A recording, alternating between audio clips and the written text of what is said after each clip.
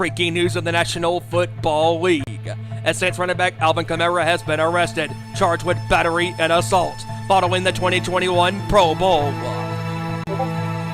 In this year's Pro Bowl, the AFC defeated the NFC 41-35 at Allegiant Stadium in Las Vegas.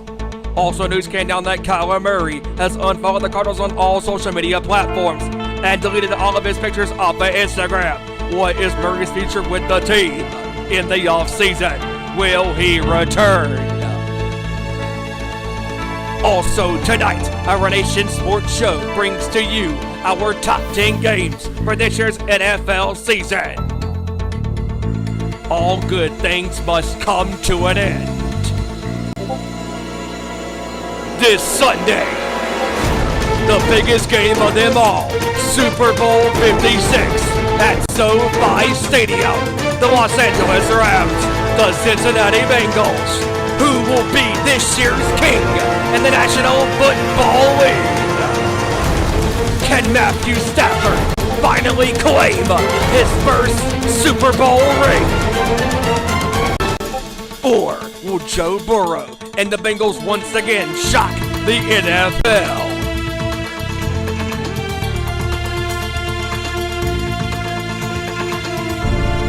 Ladies and gentlemen, it's that time once again. It's showtime!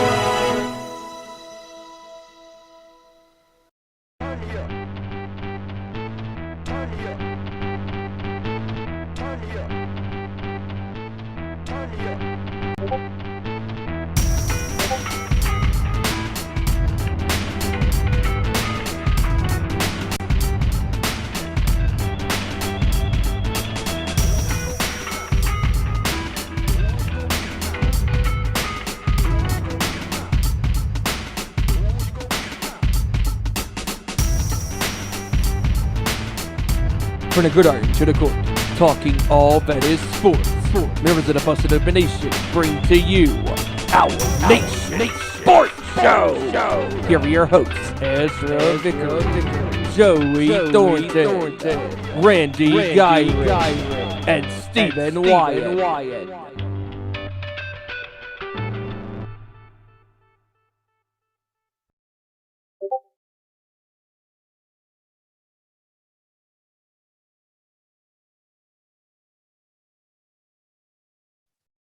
All right, here we go, folks.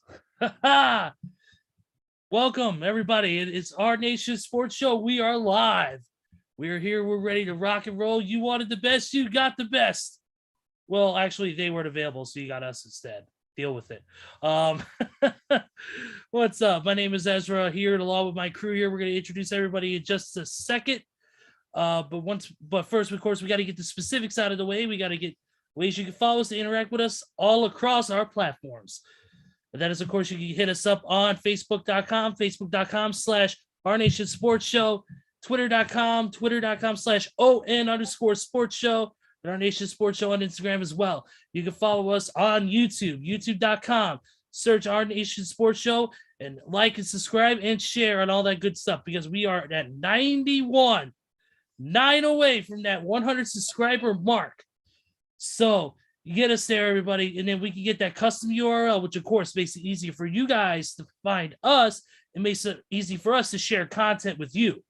So there's all the ways that you can follow us to interact with us. And of course, hit us up on the Discord, discord.gg/Nation's Corner. Hit us up there. And also don't forget also to follow our brothers and sisters in the Nation's Corner as well. All their socials will be plugged later at the end of the show, as always. But enough of my yakking. Enough of my talking, because I'm going to be talking enough throughout this damn show. Lord knows, God help your ears. But we're going to get started. We got ourselves our crew, our normal crew to a degree. Our buddy Kevin, he is out for one good reason, and that is it's his wife's birthday. So happy birthday to Kevin Rory's wife. We wish her all the best and hope she enjoys a great day with her husband and her family. So happy birthday to Kevin's wife. Yeah. Of course, I couldn't go by without saying that. You know, he's our brother in the show, and of course, we couldn't do it without him. But let's get going. We got with us repping that Raiders colors, that black and silver back behind him. None other than our good buddy Randy Giron. Randy, what's going on, man? Hey, what's going on, everyone? How are y'all tonight? Just happy to be here again. I was having a little technical issues, but I'm good to go, I think. But just looking forward to seeing what everybody's top 10 looks like, and should be a good show. Absolutely, I agree with that. It's going to be an awesome show. I mean, like I said, before we introduce everybody, of course, we're going to do the top 10 NFL games of the year. We're going to talk, of course, about Super Bowl 56. We can't go to show without talking about that. The Bengals, man, taking on the Rams. It's going to be a hell of a game. And we're going to talk more and get deep into detail about that. We're going to talk about the latest NBA news and any other news that comes across our feeds as the show goes on. Of course, any breaking news we'll get into as soon as it breaks through the proper social media channels. Next up on the course is our good buddy here, man whose team just got a brand new name, and he'll be discussing that in long form in just a few too as well. That is, of course, my buddy Joseph, not JT Thornton. What's going on, man? What's going on, everybody? Hope everybody's having a great Tuesday. And I just got to say one thing. Bring on Sunday. I'm ready for it. I'm ready for it too, man. It's going to be a great weekend for us football fans. But let's introduce the final person on this show, and that is, of course, the matriarch of the show, as I always say, my heavy metal brother from another mother from North Kakalaki himself. The man who plays drums better than Lars did on Saint Anger and Lulu combined. None other than my buddy Stephen Wyand. What's going on, man? Well, to be clear about it, I was playing some Metallica before we got on this pre-show, and now the show live. I was playing some Whiplash, some Harvester of Sorrow, some Blackened, all that fun stuff. So it's going to be a great show, talking our top 10 for this year's NFL season and talking about the news that came down this week. So without all that, let's go. Yeah, good thing you were playing some Metallica. Good thing you were playing some Whiplash, some great songs there you were playing, because if you had to play, like Invisible Kid or something like that, you had to play like Invisible Kid or anything off Lulu. Oh God! Trust me, if I play any Saint Anger songs, I always turn to.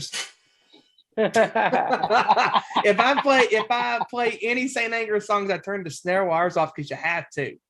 Yeah, definitely. I'll be playing my songs unless they're good. You son of a. Never mind. I had to drop the Lars impression after all. But let's get going, guys. We got a lot to talk about. We got a lot to get into. Let's get into one of the first things I want to, before we start the football talk, actually, want to get into a quick wrestling notion. We try not to talk too much wrestling because we want to keep it sports on this show. But we got to send out a big congratulations to the one, the only, the king, the god, the man, the god of this shit, Nick Gage, as he signed an exclusive contract with Game Changer Wrestling this past week. Owner Brett Lauderdale of GCW came out and said that it's the first and only contract that he believes he will ever come up with for a performer on the GCW roster.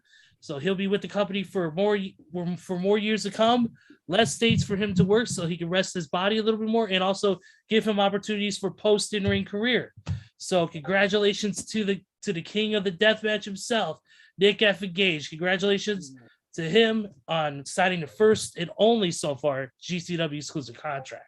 Man, that is so awesome. I mean, this guy has, last year in 2021, he had such an incredible run. I mean, first off, I never heard of the guy until the Dark Side of the Ring documentary. I'm like, man, I got to check this guy out.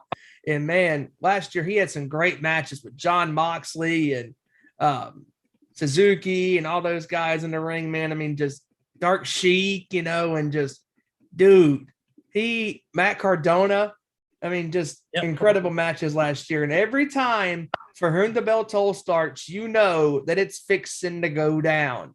And man, it looks like a freaking mosh pit every time he comes out to that ring. It's a mob scene. And just this guy, got to give him a lot of credit. He's put his body on the line for us professional wrestling fans, and kudos to him for signing a contract with GCW. Yep, exactly. And the fact of it being an exclusive contract, which, like I said, nobody in the company's history has ever signed. Brett is not a big believer of signing talent to long-term deals like that because he wants their talent to be able to work wherever they want. But Nick Gage has had over 20 plus years in the business, has put his life on the line every damn time. So with that being said, it's a little bit of a reason why Gage got that contract. That was because he worked his ass off to get where he is. But like we said, from all of us here, congratulations to the King. Congratulations on a great multi-year deal. Now let's move forward. We got a lot of sports, baby. I think Steven froze. Oh, you did. I think Steven, you you did there? too. Hello. But we'll get to as all Steven stays up. Oh, Okay, we're still live on YouTube, which is good. So let's keep going. All right, guys. Let's start off with the big news. Let's talk about the Kyler Murray situation. Kyler Murray, of course, it was noted this week that he had deleted all franchise pictures of him on his social media with the Arizona Cardinals, and he's also unfollowed Arizona on all social media platforms as well. This is concerning for, of course, Arizona and concerning for Arizona fans because of the reason, Kyler Murray is such a huge asset to that Arizona offense. He's one of the best quarterbacks in the league, far none, with one of the best offenses, period, in the game. And it's very, very, very concerning. So the question I have for you guys, starting with you, Randy, is this a sign of things to come? Is this possibly the end of Kyler Murray in Arizona? I think it might be. I mean, it's so crazy that we live in a day and age where, you unfollow someone and you do this and that, and it just makes everybody lose their mind about it. But because back in the day, you couldn't. You just didn't have contract dispute or whatever. But I'm thinking he might play baseball. I think I read that in a little chat we had this morning. He's been wanting to play baseball. Maybe he's bored with football. I don't know, but it's going to be interesting because Arizona has really put all their what am I looking to say here? Eggs in one basket. In one basket, yes, with him, and they really want to probably lock him up. And if he doesn't want to be there, I'm not sure where he would go. A lot of teams are, he really hasn't really proven himself in big games, or he's just still, he's only his second or third year in the league. So, he has a lot of upside, of course, but yeah, he's gambling a little too soon with his contracts and different things in his future. But hopefully he gets paid. We'll see. I like to see him play baseball because the A's have his rights, so that'd be pretty all right. I wouldn't be too mad about that. So. Yeah, I think that it is a little bit. It is very concerning for Arizona because they put a lot of stock into Kyler Murray being the future quarterback for that franchise, and if they lose him to whatever he wants to do, whether he wants to play baseball or whether he wants to sign with another team, test out the free agency market, that's completely up to him. I mean, that's cool, but from my advantage, I think it is a little bit worrisome for him to try to play that card at this time. Like you said, yes, he's had 2 to 3 years in there. He's got experience, and he does have experience in big game situations. But in his stock will be high if he hits the free agency market. I'm not saying it won't, because he is an elite QB. Oh, yeah. But to me, I don't know what team would take him right off the bat. I mean, it's going to be dependent on where some of these other. I know that Tampa Bay right now doesn't have a quarterback. I know that, especially in the NFC, I know that there's quarterbacks that are possibly either are not going to be there or not there now. That includes Tom Brady, who's already retired. Aaron Rodgers' future is uncertain.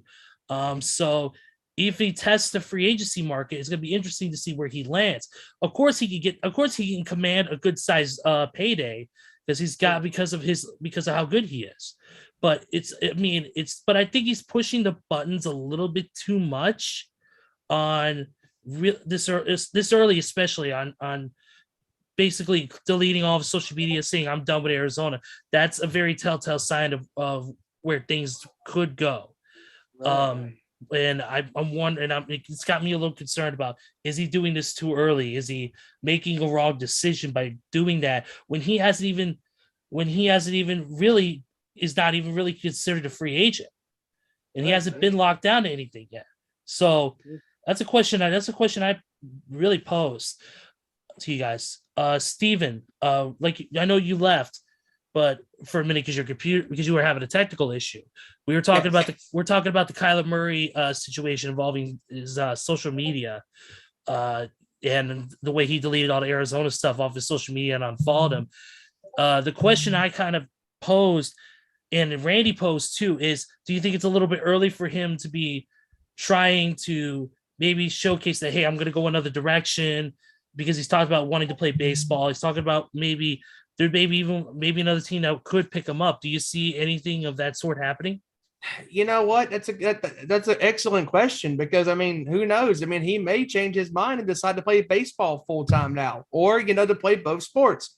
I don't know. I mean, it's rather interesting, because I mean, Arizona had a very interesting year this year. I mean, they were undefeated at one point. Then Green Bay handed their first loss on Thursday Night Football, and just all that happened. And then Arizona went through a spell where they were just losing games multiple, and all that stuff. And Cliff Kingsbury was just not consistent coaching, and just I don't know. I honestly truly think that he wants to test the waters with baseball, but I honestly truly think that it's way too early for him to be doing this, because this honestly had to shock his football team for him to do that. Like it caught him off guard. And when you posted that in our group chat on Facebook, I was like, dude, that's a risky move, because like, he's doing this too early, and what if he decides to change his mind and comes back to the Cardinals? Well, then what was the point of doing that?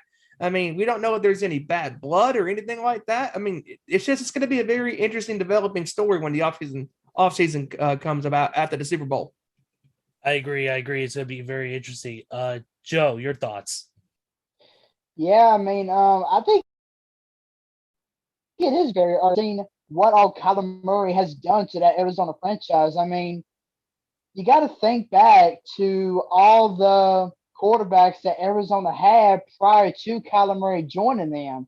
I mean, Arizona couldn't even make a splash in an NFL regular season, except for like the 2009 season when they had Kurt Warner as a quarterback, where they fell short to the Steelers in the Super Bowl that year. But other than that, Arizona hasn't had much success when it comes to landing an all-pro quarterback prior to Kyler Murray coming in. And yeah, I mean, you guys are right. Kyler Murray is testing the waters way too quickly in his career right now to be doing all of this that he's doing. And not only that, but seeing as how this is probably going to be one of the most interesting NFL off seasons in a long time, with Tom Brady's retirement, with big name quarterbacks such as Aaron Rodgers, Russell Wilson, Jimmy Garoppolo, Ryan Tannehill, saying how they all can move to different locations in the offseason, and now Kyler Murray. I mean, I just don't know what to say. But I will say this though: if I were Cliff Kingsbury, or if I was anybody in the Arizona Cardinals front office, pushing that panic button right about now if they haven't already, because Kyler Murray has turned this Arizona Cardinals program around, and for him to just go literally ghost on a team like this, I just don't know what to say if I would be. I just don't know what to think if I were an Arizona fan. I don't know. I mean, maybe it's like he just want to test the baseball ranks since the Oakland A's have rights to his baseball dealing. But for real, if I was an Arizona fan or if I was anybody involved with that Cardinals organization, I would really push that panic button right about now. Man, if this was only if only this was before the season started and we can get Lance Meadow on the show. Oh my God, I would love for his insight on this. Just saying, shout out to Lance Meadow. By the way, I forgot to mention that dude. That dude is so awesome. We had him on the show in our early episodes, and he was such a great guy, such a great dude. Shout out That to reminds Lance. me, need to hit him up so we can get it back on the show, talk about the season, the recap of the season and the Super Bowl and all that stuff. So yeah, shout outs to Lance. Man, that guy is such a great host, man. He's got a lot of great insights, and he's such a great, guru for the game of football. I mean, he knows football. Yeah, definitely. He covered the New York Giants for years. He's a great guy, and we've had him on the show, like you said, to discuss the upcoming season before, and it was a really, really great program. So hopefully it will be good to have him back soon. But like you said, it's gonna be very interesting to see how this all plays out. I would agree, Joe, with you 1,000%. That they really need to think about hitting that panic button, because this is very concerning for the franchise and the future of their franchise. Because to me, Kyler Murray is probably, outside of maybe a few of the other key players they signed this offseason, he is one of, if not the most biggest cog in this machine. Let me tell you. And to me, I think that if they lose him, it's going to be unbelievably detrimental. And I'm not saying one player could change a whole team, but when you're missing a key player like that, it's not good for the franchise. Just saying. I mean, take the whole situation. When he announced his retirement, the Bucks have immediately started scrambling to find their quarterback of the future. And I mean, the Bucks, they had an opportunity to land Aaron Rodgers, Russell Wilson, Jimmy Garoppolo. But if the Bucks miss out on those three free agents and have to wonder for somebody subpar, imagine what the Buccaneers season is going to be like next year. Just saying. Oh, it's going to be very, very interesting to see how it plays out. But I don't know. We're just gonna we're gonna just have to sit and find out, see what's going on. All I gotta say is good luck to Arizona, and hopefully they can keep Kyler Murray around. We'll see what happens. Yeah. One of the other big things I wanted to start with is actually with you, Joe. And that is that the Washington football team finally has a name, and it's called the Washington Commanders. Which isn't a bad team name, to be honest with you. Quickly, I'll give my opinion, and I'll let, of course, you lead it off, and we'll have everybody else go around the horn here. But I think that that team name, I think it's not a bad team name. Commanders is a pretty cool name. It's got a little bit of a ring to it. It's not overly comical. It's not something that's really over the top. It commands respect, literally. No pun intended. It commands respect, and it's I think it's gonna be a good thing. We'll see how the uniforms play out. We'll see how everything else plays out. I'm excited. For Washington to see what they do. Maybe this new name and maybe a change of some personnel will help get their season on track. But Joe, go ahead. Floor is yours, buddy. All right. Well, as I was counting down the days for Washington to finally get a new team name, I was hearing about the Commanders name, and I'm like, well, I mean, it sounds like a decent name, but as of right now, as of that point, I didn't really know what to think about it. But seeing now that it's been a full week, almost a full week under the belt, it's kind of giving me some time to think about the Commanders name and what it means to like the Washington football organization and everything. And I remember last week, whenever we were talking about this briefly, I said that depending on what they do with the name change will depend on if I start pulling for another team or not, and just leave the Washington football organization behind. All right. My insight is what's going to lead to my final decision. Ever since I really got around to watching football, whenever I heard that this Washington team won the Super Bowl the year I was born, I was like, I mean, this team is really something special. And I like the whole Redskins name, how it represented the Native American and the Indian population. It just really made me feel proud that an organization like that would reach out to the Native American personality and adopt a name that was really fitting, like their tribe and everything. But then when I heard that the Redskins name was being taken away and how we were going to be called the Washington football team, I was like, my Lord, I mean, what part of this name is so wrong to all these fans and everything? I really didn't understand it.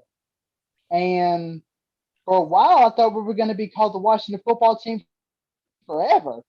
I mean, I just didn't really know what to think. And then I hear how our president, Jason Wright, announced that we're gonna get a new name.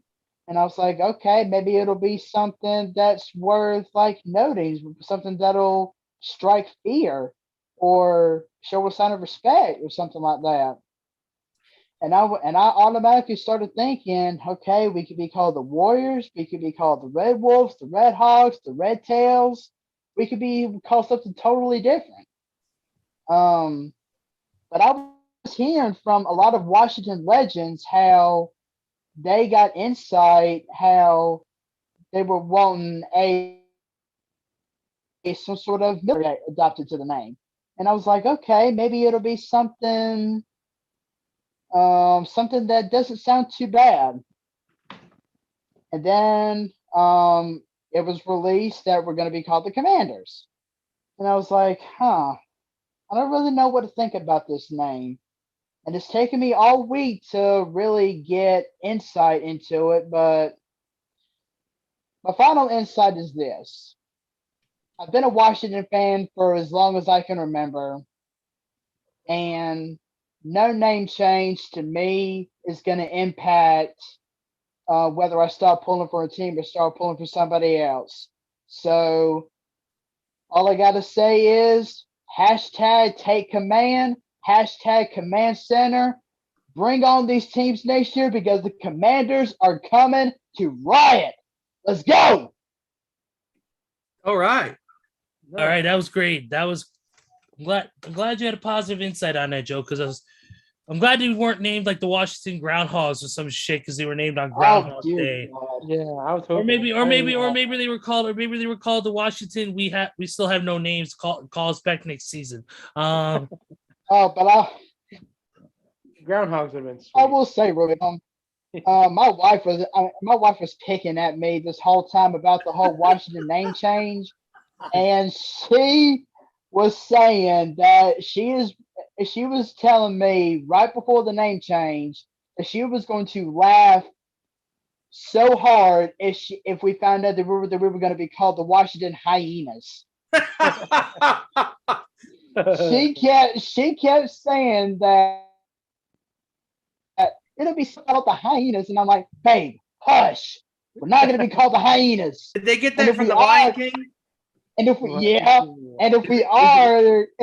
going to be called the Hyenas, and I was definitely going to be leaving the program. Who's the head cheerleader? Whoopi Goldberg? Oh man! Oh damn! If they got that name, I'd be laughing like a hyena. Ed? Hey, it's a good. Hey, I gotta tell you this. It's crazy. It's crazy how your wife's last name change was easier than the Washington football team's name change. Right. He changed her name quicker than they did. Damn. You know? Damn. Yeah. Oh man, I couldn't help it. Listen, she just poked in here and gave me a little 1,000-yard stare, so I got a feeling I'm probably gonna get it later. Oh yeah. well, it was nice knowing you, man. Nice knowing you, dear. Thanks for joining the show. We'll remember you for who you were. What happened to Joe? Oh, his wife got him. Damn it. No worries. No worries. I'll be back next week. Kevin's wife's birthday and Joseph's last day. Who would have thought they both coincide? Yeah. All right, here we go, guys. All right, on to the next, as they say on Ghost Hunters. Really, I don't know if I want to get too far into this, but I guess we could talk about it.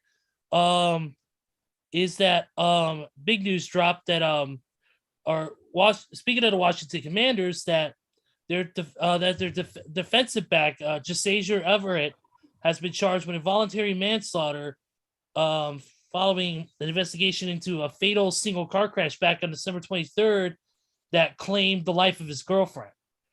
So now he's being held on $10,000 a bond after turning himself into the London County Adult Detention Center on Tuesday. So, but the NFL has made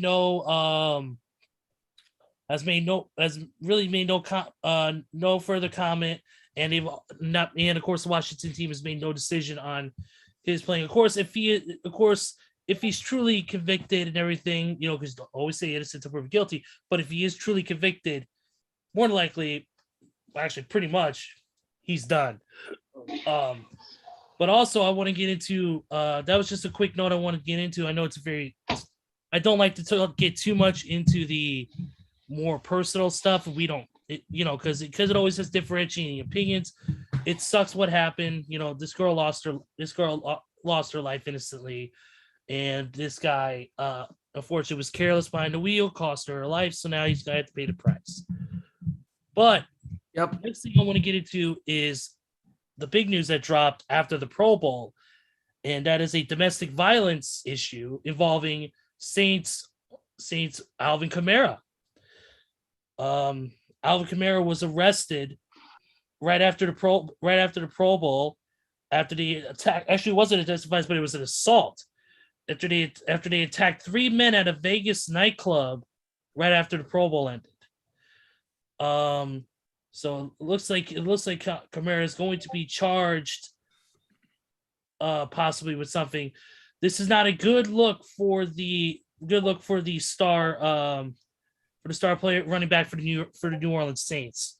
And if he does end up getting charged with anything, I don't know what the Saints are going to do, because they're already without Drew Brees.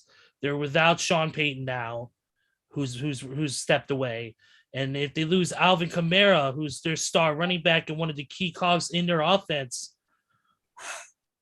I know it's more about a personal thing, but if you look at the entire team aspect, it's not only a black eye on the franchise itself, but it's a black eye on himself.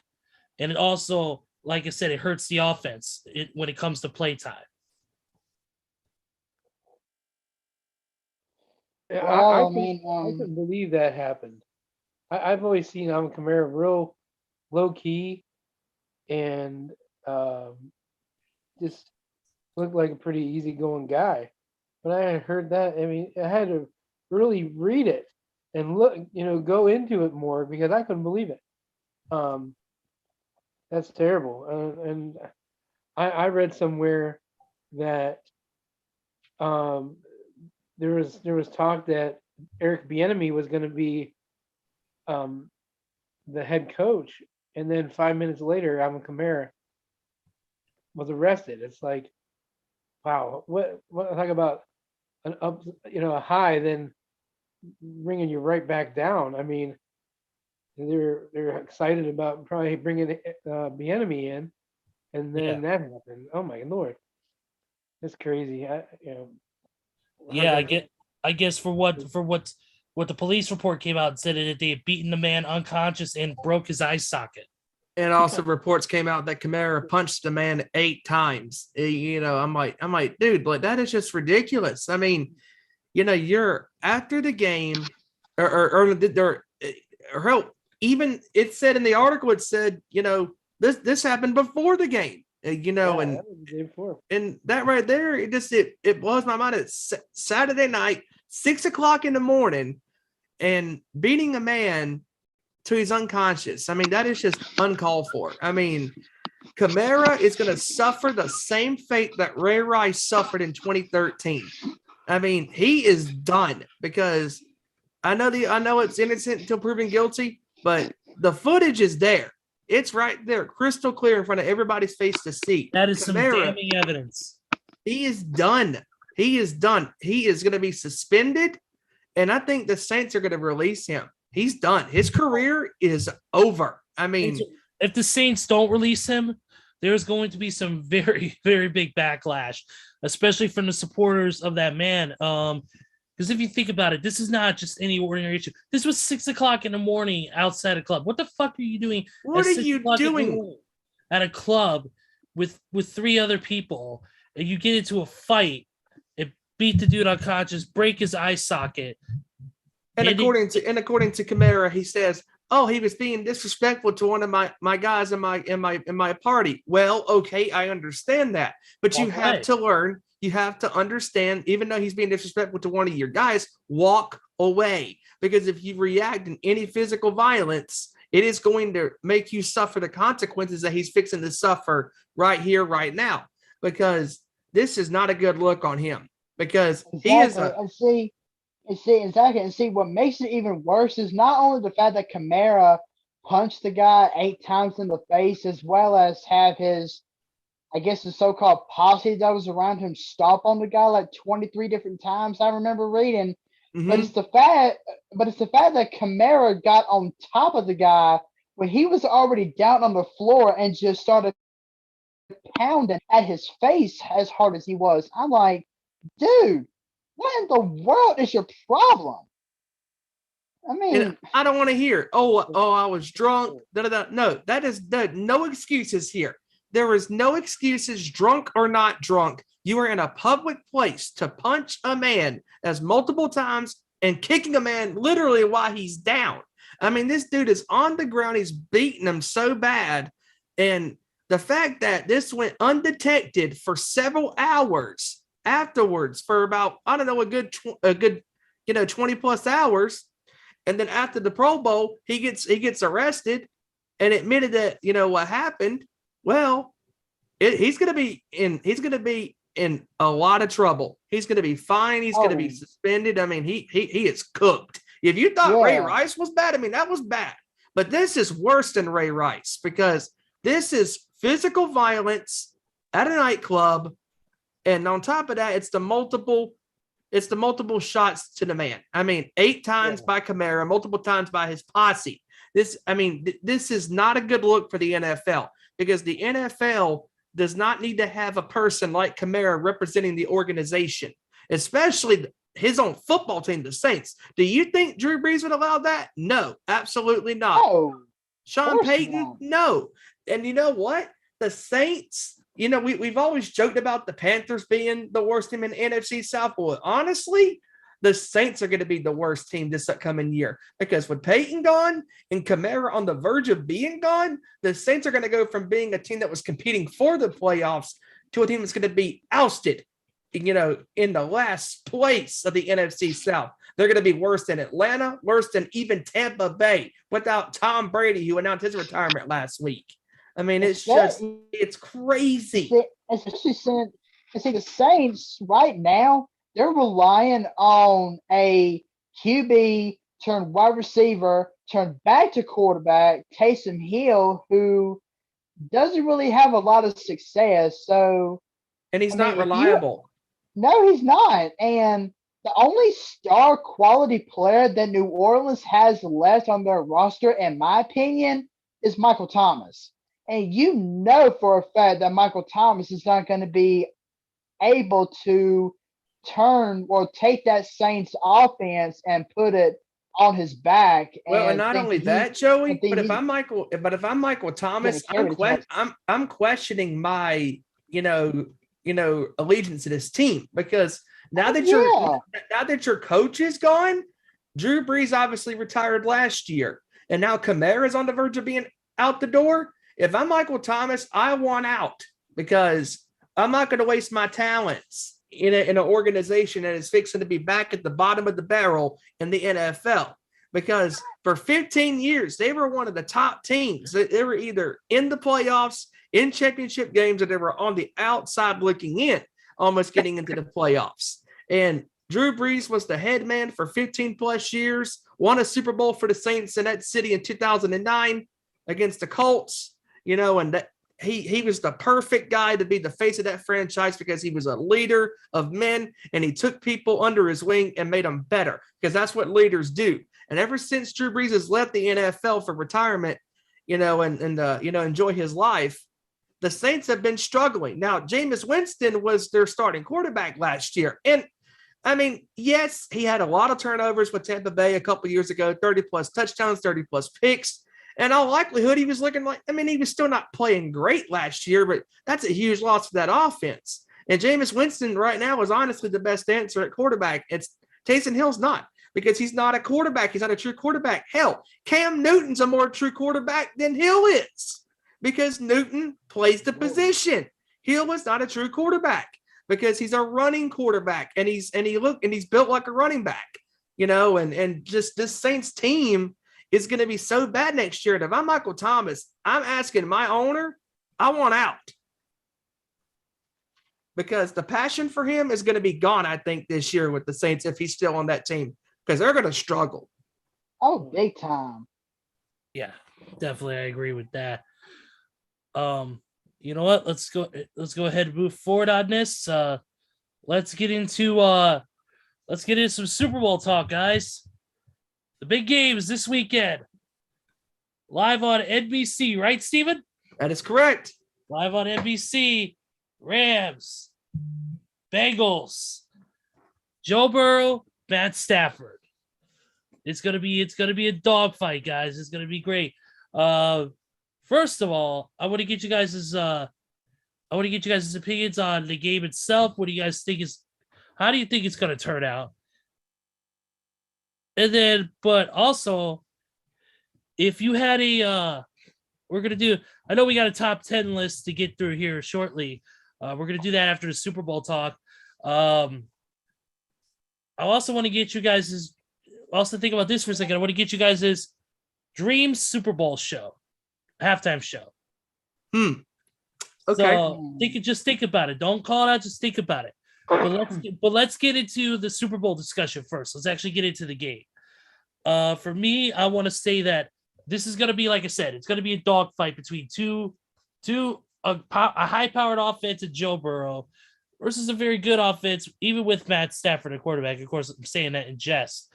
Matt gets a lot of flack, a lot of shit for the Detroit years. Yes, he has some shitty teams. Yes, he had Calvin Johnson, one of the greatest of all time at his position. The thing that worries me about this game, more or less for the Rams, is the inconsistency of Matt Stafford. And that is unfortunately with him, that's very well known, is that he's very inconsistent when it counts.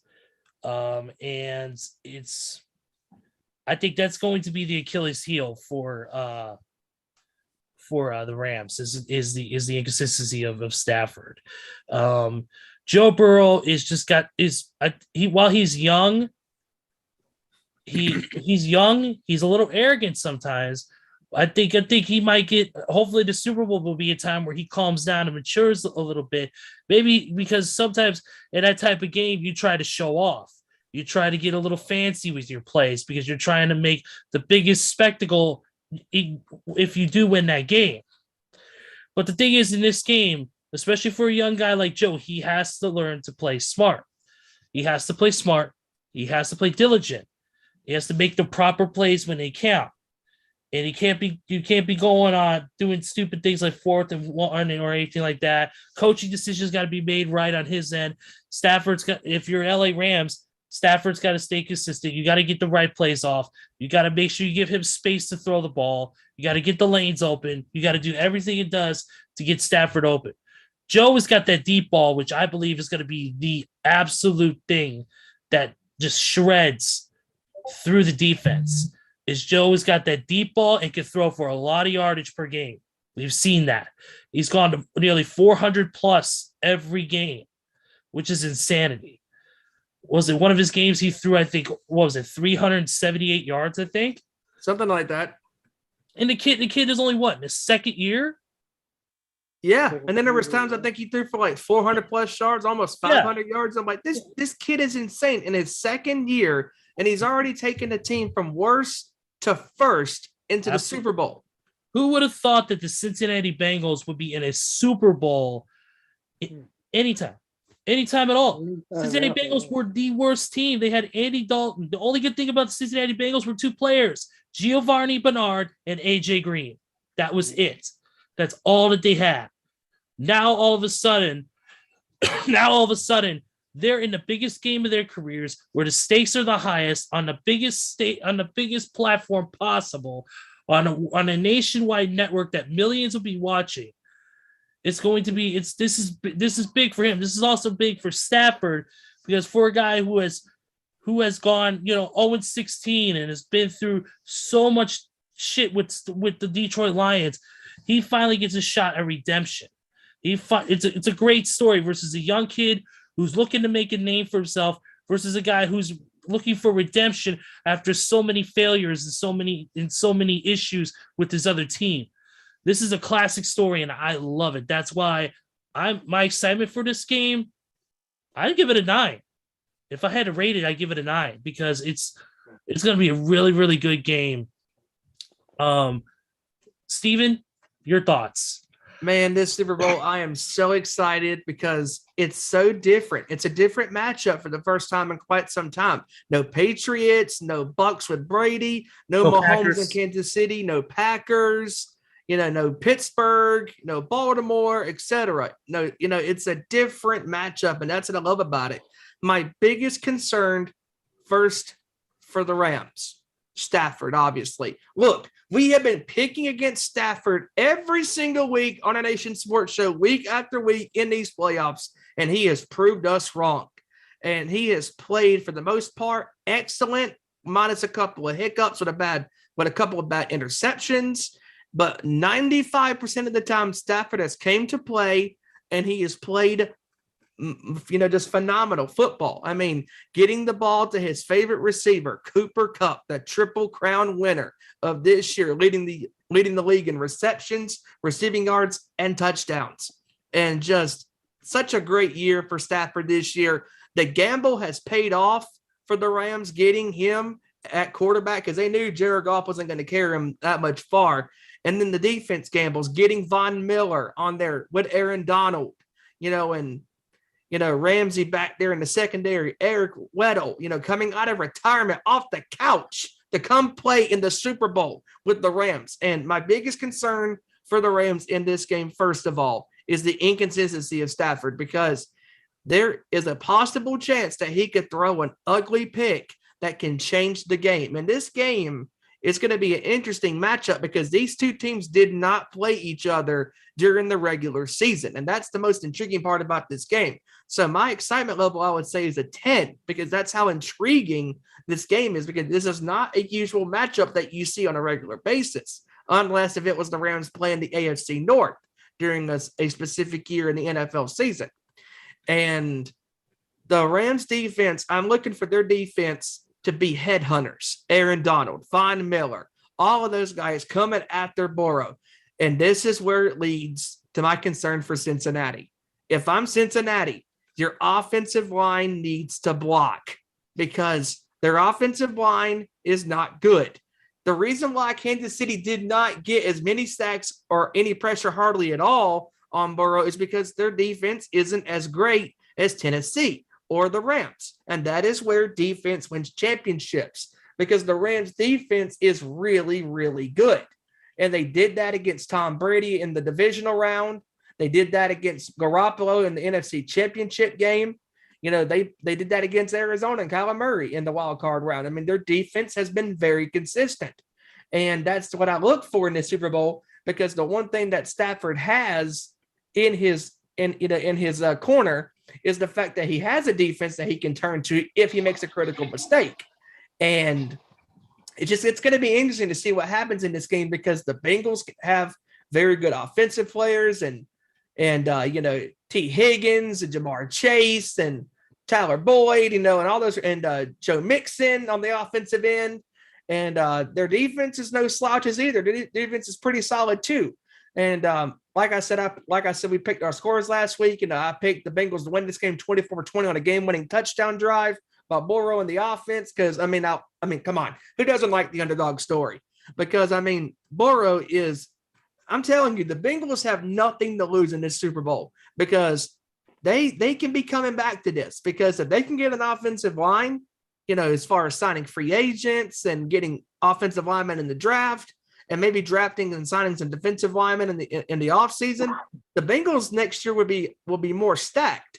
And in the Rams, this is all go hard or go home, win or go broke, basically, because signing Odell Beckham Jr., halfway through the season, and getting him and all those defensive players. I mean, it's going to be a wild Super Bowl. And on top of that, you got the halftime show with Dre and Snoop and Eminem and Kendrick Lamar and Mary J. Blige. I mean, it's going to be a very exciting Super Bowl this Sunday. Oh, Yeah, I definitely agree with the halftime show on that front. But of course, we're going to get into that after we're done talking about this. But the halftime show, I agree. I'm not the biggest, I didn't grow up the biggest hip hop or R&B fan, but massive Eminem fan, massive Dre fan, massive Snoop fan. I like some of Mary J. Blige's music. Kendrick Lamar, I know a few songs, but overall, I think it's going to be a great show to see, especially some of those legends, those Hall of Famers back up. Speaking of Hall of Famers, Eminem doesn't belong in Rock and Roll Hall of Fame. That's a different discussion. We will not get into that. Because we'll be here for an hour or two talking about that. Yeah, I'll be ranting about that shit. And we can get Mongrovian Mike on here. He'll do a whole Mongrovian, not for Mongrovian minute on here, but a whole Mongrovian hour on that. Yeah, because talking about this game, it's a huge game, and just like I'm looking for this game to be kind of a slow start, because in Super Bowls like this, when it's an uneven matchup, these games are going to be kind of trial and error, basically, testing each other. Hey, what are you running? Oh, what are you running? And just picking your spots. And my biggest concern for the Bengals in this game, like you hit on, Ezra, when we started talking about the Super Bowl, is Joe Burrow. This is his first Super Bowl. And like Patrick Mahomes was 2 years ago, or excuse me, at this point, 3 years ago, because 3 years ago feels like an eternity at this point because of the pandemic 2 years ago. But Mahomes in that Super Bowl against San Francisco was very nervous in that first quarter. He was shaky. He was off with passes that were normally on the money. And it took him several minutes, a quarter and a half, to finally get his feet wet and understand, hey, just treat this like it's a regular game. Yes, it's a Super Bowl. It's the biggest game of the NFL. The winner becomes the champion of the season. And I think Joe Burrow, the one concern that I have for him, he's going to try to go for that home run play often, and that can lead to a critical interception or a sack or him getting hit. Because if I'm the Bengals offensive line, your protection for him has not been great this year. That is your Achilles heel. He needs to not do these 7-step drops, these 5, 6, 7 step drop backs. He needs to do 2, 3-step drop backs. That way he can get the ball quickly out of his hands, running quick slants, quick ends, quick cuts and ins and outs, and short curls and stuff like that. Not doing these seam routes and these streaking patterns and all that stuff. None of that fancy smancy shit. Just run quick slants and all that stuff to get the ball out of your hands, move the ball quickly down the field, run the ball with Mixon, because that right there can open up the holes. Because if the running game gets going good, then he can do a play action pass, and that right there can get the defense on its toes and second guess and always running the ball. Oh, no, he's throwing the ball. And then that right there can open up the playbook to throw the ball deep down the field to his favorite targets, and Boyd and Higgins and Chase and all those guys. Because Burrow has to play a smart, precise game. And that right there almost cost Mahomes 3 years ago in the Super Bowl against the Niners, because he had 2 picks. And the Niners defense 3 years ago was really, really good. And we're kind of in a same situation this year, because the Rams defense has been top 5 all year long, and they have a great front four, a really good back, secondary. And I'm looking for that defense to make a statement, and it's just, and if I'm the Bengals, I got to get pressure on Stafford, get in his face and not make it easy on him, because that's the one thing that scares me about the Bengals, picking them in this game is their defense. Their defense really isn't that great. It's all right, but it's not Tennessee. It's not San Francisco. It's not consistent. They haven't been consistent this year. They're not San Francisco. They're not Buffalo. Buffalo was ranked number 1 this year. And the Bengals, I mean, they're here because they're hot and they're playing great football. But now they're playing the team that has a better complete package, offense and defense and special teams. And now the Bengals had the advantage on the special teams end, because if it does come down to a field goal, McPherson could possibly be the MVP for the Bengals, because that dude is dynamite with his foot. He is one of the best kickers in the NFL, if not the best kicker this year, especially for him being a rookie. And that's crazy, because 4 years he was playing high school, and 4 years later he's playing in the Super Bowl. And that's another thing that has me, worried about the Bengals, because you never know. Because remember when the Bills played the Super Bowl against the Giants in 1990, Scott Norwood was automatic the entire year. In the biggest game of his life, he missed a kick to win the game for the Bills in the Super Bowl, and the Giants won that game 20-19. That's another thing that I'm looking, at this game, because even though McPherson has been automatic this year from 50+ yards, it's the biggest game of your life. If he misses a big kick, it's going to live in his head for the rest of his life. Definitely. Hey, I don't mean to get away from that. That's great insight, Steven. That's amazing. But I'm watching the Boston Celtics and Brooklyn Nets. And for the longest time, this is no lie, I'm not lying to you guys, the score was 28-2. Oh my goodness. Boston is beating Brooklyn 28-2. It's 28-7 now. Oh geez. 3 minutes to go in the first quarter. Wow. Holy crap. I just had to share that. Unbelievable. I was just sitting here going, Oh no. You're fine, Randy. First of all, somebody better go pick James Harden off the floor. I think he flopped too hard.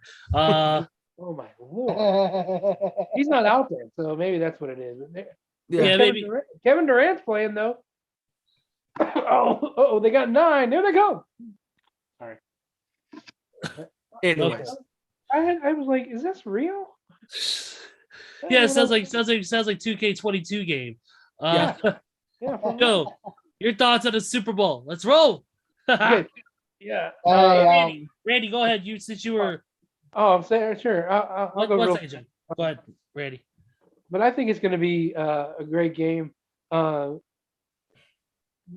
if the 9 sacks happens again, 9 sacks from Tennessee's defense or 9 sacks from Aaron Donald is a little bit different. I don't know if he'll be getting up from those ones.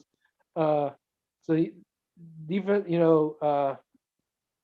protecting Burrow is key.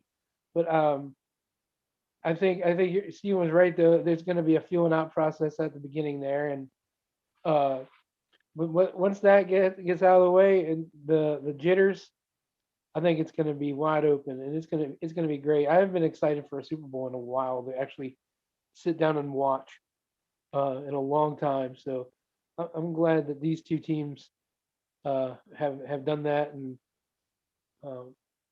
so it'll be cool to see what the outcome is.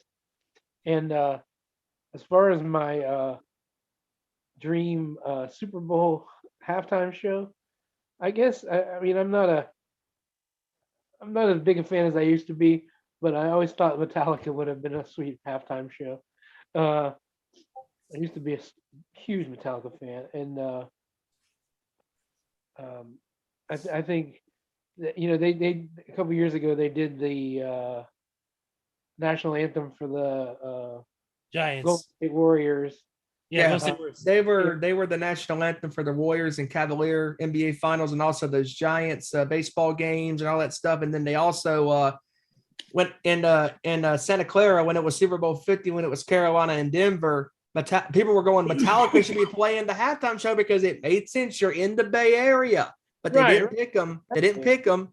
So, but at the same time, it worked out because Metallica got to play a full concert in San Francisco the day before the Super Bowl.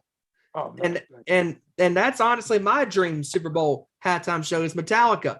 I mean, come on. I mean, honestly, if I am the NFL and if it comes back to it has to make sense, let it come back to the West Coast or something like that, or maybe even if it's the East Coast, maybe like a big city, because Metallica, man, I mean, just playing at the Super Bowl, do a medley, just do a medley of the hits, whatever, even a few deep cuts. I mean, that would be cool, but do like Enter Sandman, Hit the Lights, Seek and Destroy, Master of Puppets, something like that. Just do a cool medley, and like you could do like the opening of Enter Sandman, go to the first verse, first chorus, come out, do Hit the Lights, and then go into, Seek and Destroy. And then when it goes to that ending part, before it goes back to the main riff, then go right into Puppets. I mean, that would just be so cool. I mean, that's my all-time dream halftime show, as far as rock and roll and metal. But I am not mad about this Super Bowl halftime show because I'm a massive old school hip hop fan, Eminem, Snoop, and Dre. I mean, just so cool, super cool. Kevin in the chat put his dream Super Bowl, and it said Britney Spears. No, sorry, Kevin, I had to do it. You weren't around. Wow, so she could have the freedom to do whatever the hell she wants finally. Yeah. I know. I had three people I texted about this earlier, and they said one person said the Wiggles. The other said Jethro Tull. Oh God! No, What's this? The Grammys all over again from '89? It'd be past their bedtime. And one person said Coldplay, especially when they can't sing their harmonies, so they'll play everything on tracks. Oh dear God! But anyways, I'm not gonna get into that deep discussion because that's another hour. But my Super Bowl halftime show dream, my number 2 is Metallica. My number 1, AC/DC. Ooh, that's a good one. Yes. That would be, you don't have to worry about because with Metallica, the thing is you would have to worry about the fans, especially if they invite real fans down on the field, would be destroying the field because of the moshing. Yeah, but AC/DC makes total sense. I mean, it would just be hundreds of people bobbing their heads to like Angus Young is when he's playing that riff, the Back in Black. So to me, I think that would be the perfect halftime show because it's multiple reasons. It's commercial in a sense where where everybody knows AC/DC. Everybody from the postman to your grandmother to the lady down at the corner selling fruit. She knows. They all know AC/DC. And their songs are played in stadiums worldwide. Highway to Hell.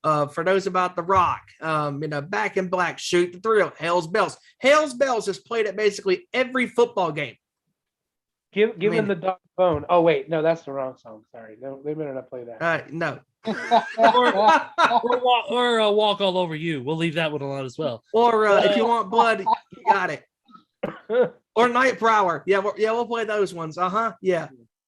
Yeah, it's like if Kiss were to do it. Let's just hope Kiss doesn't perform. Let's put the X's sex. Or they could play It's a Long Way to the Top if you want to rock and roll, which is by the way my favorite AC/DC song because of the freaking bagpipes and it's a kick-ass song. I mean, come on. And Metallica uses that song before they go live, which is even cooler. I don't want to get too much into music discussion because we still got a few things to go, but that would be a perfect halftime show for me. Would be AC/DC, just rocking out some of the classics. Brian Johnson up there, Angus Young running around the stage like a wild man. Bill Rudd just playing that simple yet awesome beat. Cliff Williams on bass, so underrated, and of course Stevie filling in for the great Malcolm Young, who's no longer with us. Him playing that rhythm, so it would be an awesome show. But Joe, I didn't get your thoughts on the game and your Dream Super Bowl halftime show. Well, Steven, I'm gonna say real quick that I agree 10,000% with your analysis on Cincinnati's weakness being that offensive line. I mean, that offensive line for Cincinnati has been, I mean, it has been decent, but at the same time, they've had a bunch of dreadful games. I mean, yeah, Joe Burrow has found a way to escape sacks and run for first downs and throw long bombs, but it's just the overall consistency of that offensive line by Cincinnati is my main concern, because in Cincinnati's playoff games against the Raiders, the Titans, and the Chiefs, I mean, yes, all three of those teams have great defenses, but none of those three match the intensity that the Rams defense brings, especially that front four. When you have players like Ashawn Robinson, Aaron Donald, Von Miller, Leonard Floyd. There's also another feature. I forgot to also say too, Joey. The Rams defensive front has Super Bowl experience. Yes, they do have Super Bowl experience. Yeah, that is a really great point.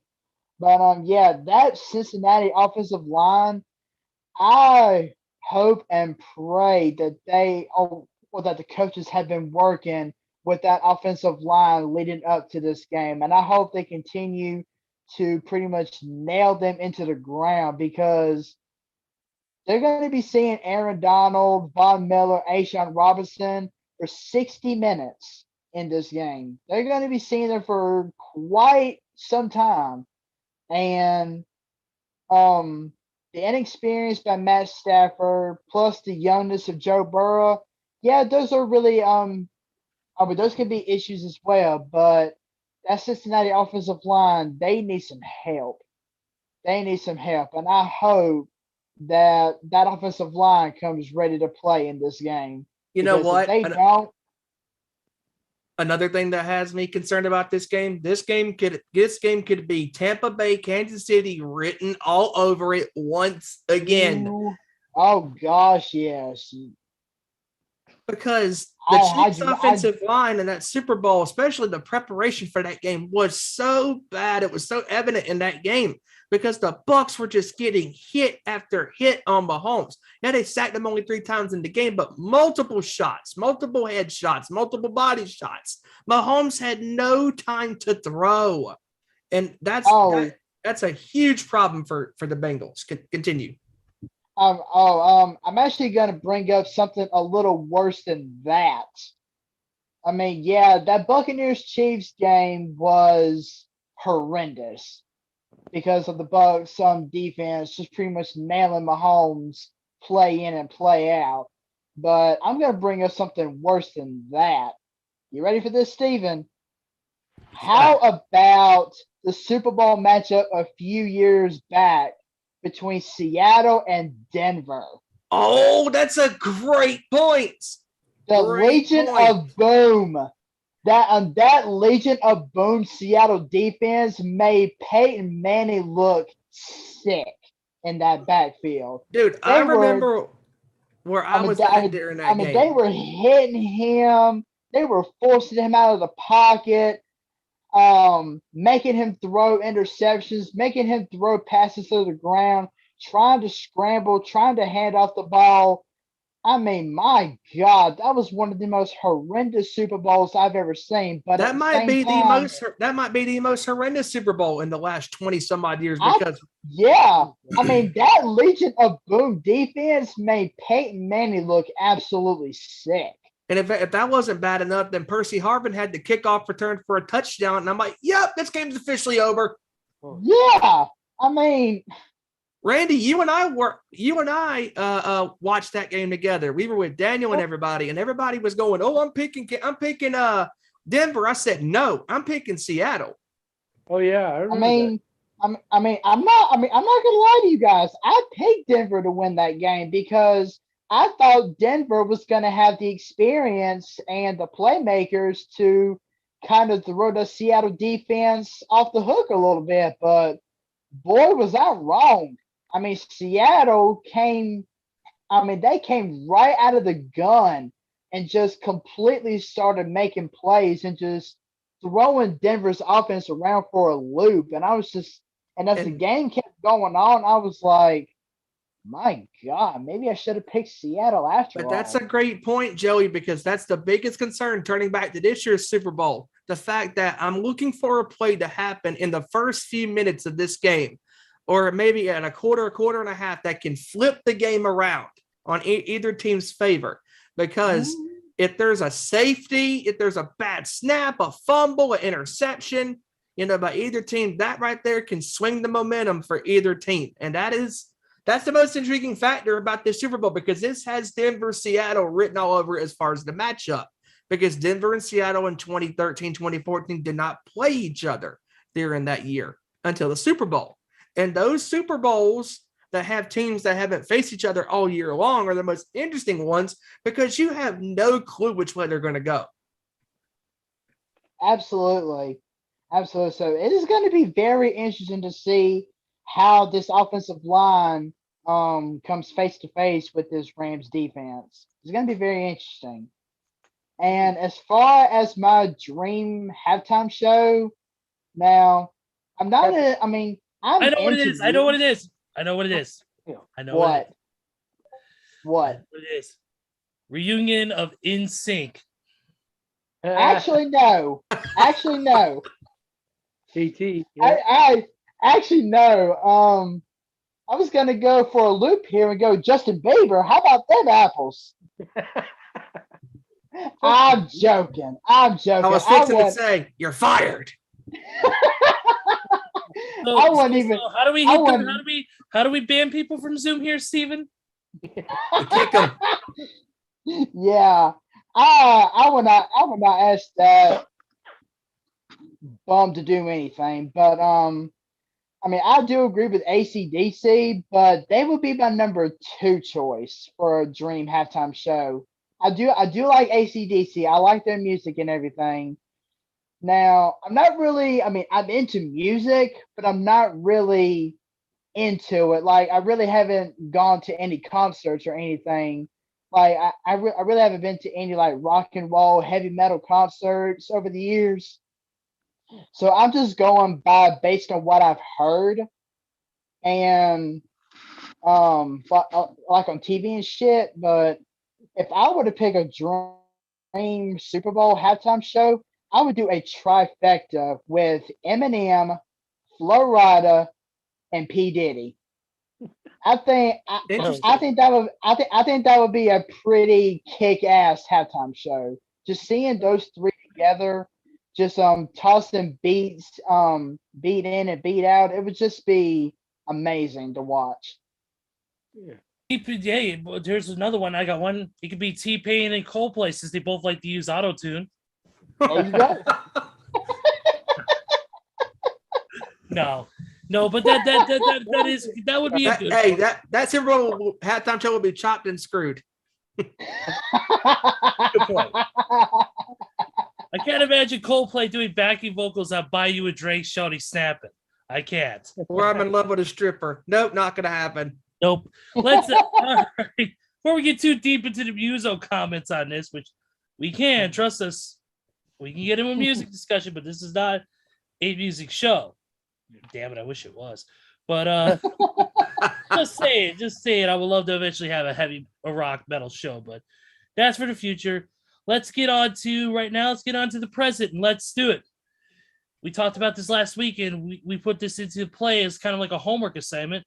Kind of like usual, my homework assignment I did just before the show went live. You're on at 5 o'clock today. You were dead on right, Randy. Let's do it.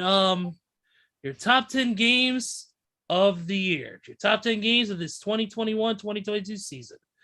I'll go ahead and lead this sumbitch off, as Stone Cold would say. What?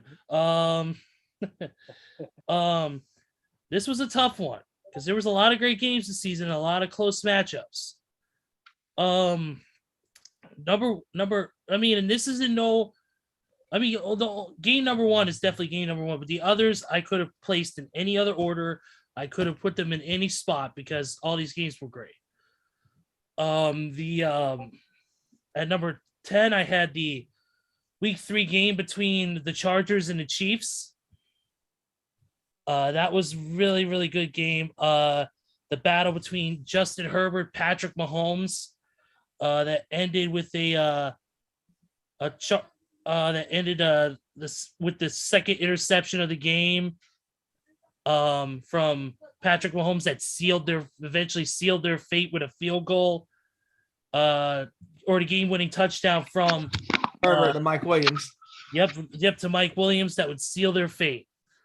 And I thought that was really good at number 10. Number 9, the Rams and the 49ers from week 18. Woo, okay. Okay. Oh, dude. One of my favorite games, just in general, since I've watched football. 27-24, the final score. Jimmy Garoppolo, 88 yards, 5 plays. I mean, you couldn't get any better in that game for Jimmy G. He played like a star, and I thought he looked great. So many drives. There were 2 main drives in the third quarter for both teams. Rams had a 16-yard touchdown run and a 24-yard touchdown pass. And then the Rams, unfortunately, made 2 critical errors, a punt and an interception in the third quarter, which eventually would end the game for them. Number 8. This is a tough one. Buffalo, Tennessee, week 5. I had to write these games down and a few facts because, trust me, I wouldn't remember this shit if my life depended on it. To be honest, I'm going to use the bully ray excuse. I've been hitting the head too many times because I was a backyard wrestler at one point, so that explains a lot. Me too, one time. Yeah, but that was a showcase for one man in that game, and that was Derrick Henry. He had a 76-yard touchdown, 143 rushing yards, and 3 rushing touchdowns in that game.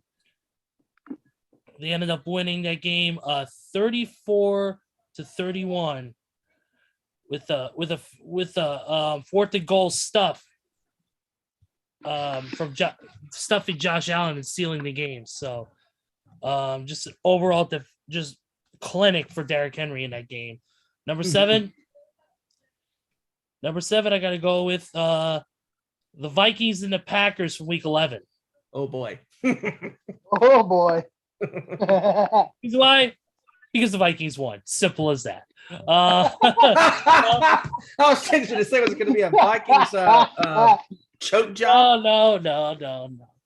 For real though, Kirk Cousins played a good game. It was a close one, but in the end, the Vikings were able to squeak it out against Green Bay, who was just on fire that whole season. So I'm giving them credit as I'm throwing up in my mouth a little. But that's my number 7. Number 6. Number 6 is the Chiefs and the Chargers, week 15. Mm-hmm. Great game. Dude, hell of a game. Just an absolute bar burner game. 34-28 win for the Chiefs with the 34-yard touchdown that would seal the game by none other than, of course, Travis Kelce. It's just 10 catches, 191 yards, 2 touchdowns. Yep, absolutely, man. Kelce was on fire that game and was an absolute star. Number 5. As it gets down the list, it gets tougher and tougher and tougher, man. I gotta go with I'm gonna go with the Cleveland Browns and the LA Chargers. Ooh. Week 5. 47-42 win for the Chargers. Justin Herbert, 398 yards and 4 touchdowns in that game. It was an insane game. Browns played very well in that game. One of the few games they did play well. Sorry, Anthony in Nebraska. But in all honesty, it was a great game. But Herbert just was an absolute beast in that game. It was just a clinic for him. There was a missed extra point that could have tied the game with a little over 3 minutes remaining that was missed. That eventually would eventually cost Cleveland. So, no, actually, it would have helped Cleveland out because the Chargers missed it. My bad. Wait, what number was that? Number 5. Okay, Not thank number you. 4. I lost my train of thought there for a second. It's a long day, guys. Number 3 or number 4. Yeah, number 4. Kansas City and Baltimore. Week 2. Oh yeah. Yep, Tyrann Matthew hit got that 34-yard pick 6. Less than a minute into the game. Also some big drives in the third quarter. Chiefs scored 2 touchdowns in the third quarter, with the Ravens getting a 42-yard touchdown pass. And then freaking somehow Baltimore pulled it off. 11-point deficit in the fourth quarter. But Lamar Jackson had one of his better performances, shall we say. No, it's one of their miracle wins, let's just say.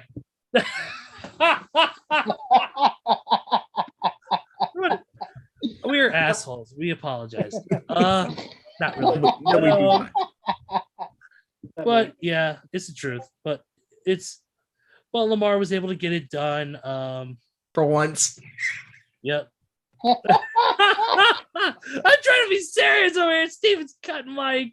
What an asshole. You're trying to be Lance Arm. I could be serious for a minute. By the way, one real quick off track. I know. Congratulations to Lance Storm on his new backstage role in Impact Wrestling. Yes. Continue. Absolutely. Now, if I could be serious for a minute. The LA number 3. Number 3. This was a tough one. Number 3, I could have gone either way with this. Indianapolis versus Baltimore, week 5. Ooh. There was a lot of games from week 5 that were just absolute fucking bar burners. They were some of the best games. That with Carson Wentz with that 75-yard touchdown on the first drive to Jonathan Taylor. I love that play. That's one of my favorite plays from that game. But just overall, Ravens were able to get down there and get a 5-yard touchdown pass to Hollywood Brown. Lamar Jackson had a career high 442 passing yards. And they won the game 31-25. And of course, the Colts kicker was dealing with a leg injury or hip injury that affected his kicking throughout. So, yep. And see, and who would have thought that Lamar Jackson and Carson Wentz were both going to be relevant in the same game? Yeah, who would have thought? For once, they were. I know. Number two. Here's my number 2, guys. Chargers and the Raiders, week 18. Oh, The drama. Yes. The drama on the West Coast, man. So much riding on that game. And the drama in Steel City for Pittsburgh. Absolutely. Because they knew if the game was tied, Pittsburgh would not have a shot in hell of getting into the playoffs. The game went into overtime, and it looked like it was going to be the end. It looked like it was going to happen like that. But in the end, Josh Jacobs with a 10-yard run set up the game-winning field goal, and the Raiders were able to win it and send the Chargers home. And it also allowed Pittsburgh to somehow miraculously make the playoffs. Somehow, yeah. We're just going to act like they didn't even existed. And they even gave Big Ben. In which they got their asses kicked by Kansas City. Yeah. Um, nice. And then my number one game, this is a pretty good number one. If you ask me, 49ers and Packers NFC title. Because the Packers lost. No. Oh, dude, that game was filled with drama. It was filled with drama. It was ultra competitive. It looked like Green Bay was going to take it, but then somehow they were able to march down the field. The 49ers where Jimmy G proved why he's Jimmy G. He came back and helped them win. That game-winning field goal. I was listening to that game on my phone at work. I was listening to it on Sirius XM Mad Dog Radio and listening to the play-by-play. And I'm walking around the store, working on my stuff, going, come on. Nervous as a fucking, and as soon as that kick went through, I went, yes, I couldn't stop smiling for like 2 hours after that. I had That also was a common thing for the I'm a divisional Bears round. fan, for God's sakes. That was the divisional round, and that was also capping off a crazy weekend. Basically, that was the start of the crazy weekend that it was, because every game in the divisional round was close. It was because I think wasn't it 3 out of 4 games all ended with field goals with no time remaining. Yep. And all four games were decided by one possession. Yeah. Which was insane.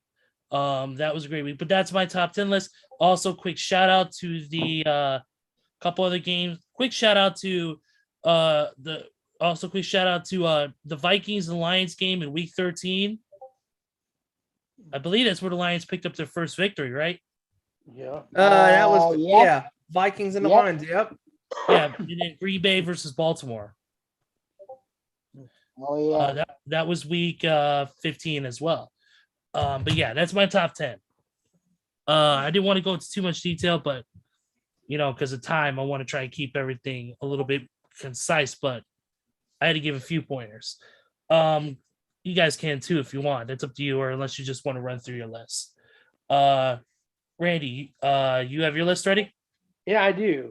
All right, go ahead, buddy. Floor is yours. This is the top 10 list from Button, Montana. Just like Beavis and Butthead. And David Letterman here. Sorry. Hall of Fame inductees. You're gonna notice a theme, perhaps. I'm gonna guess. I know what the team is. They're gonna be all Raiders games. Almost. Well, actually, I kind of have a different theme in mind. I was gonna say all the times that Tom Brady lost. Yeah, that's true too. I should have thought that. That should have been number one, him retiring.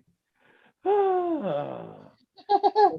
so great. Anyways, let's see. I have written down here number 10, Bills versus Chefs. That playoff game. That Tremendous, sir. yeah. Let's see here. Oh, number 9 was they beat Raiders beat the Donkeys twice. Damn Damn it, son of a. That's it. Let's see here. Number 8.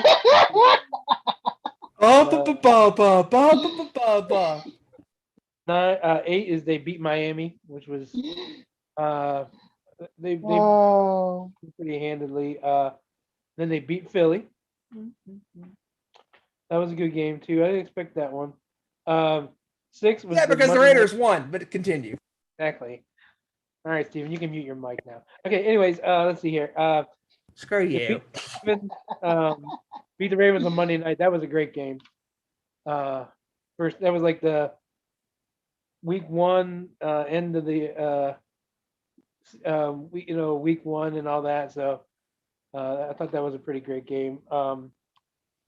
And anytime they beat the Cowboys is great, because I know a lot of Cowboys fans, so I can talk a lot of crunk and crap to them. And then when they beat the Colts, number 4, when they beat the Colts, that was a great game. I didn't expect that. I figured Taylor was going to run all over them. They didn't know their way.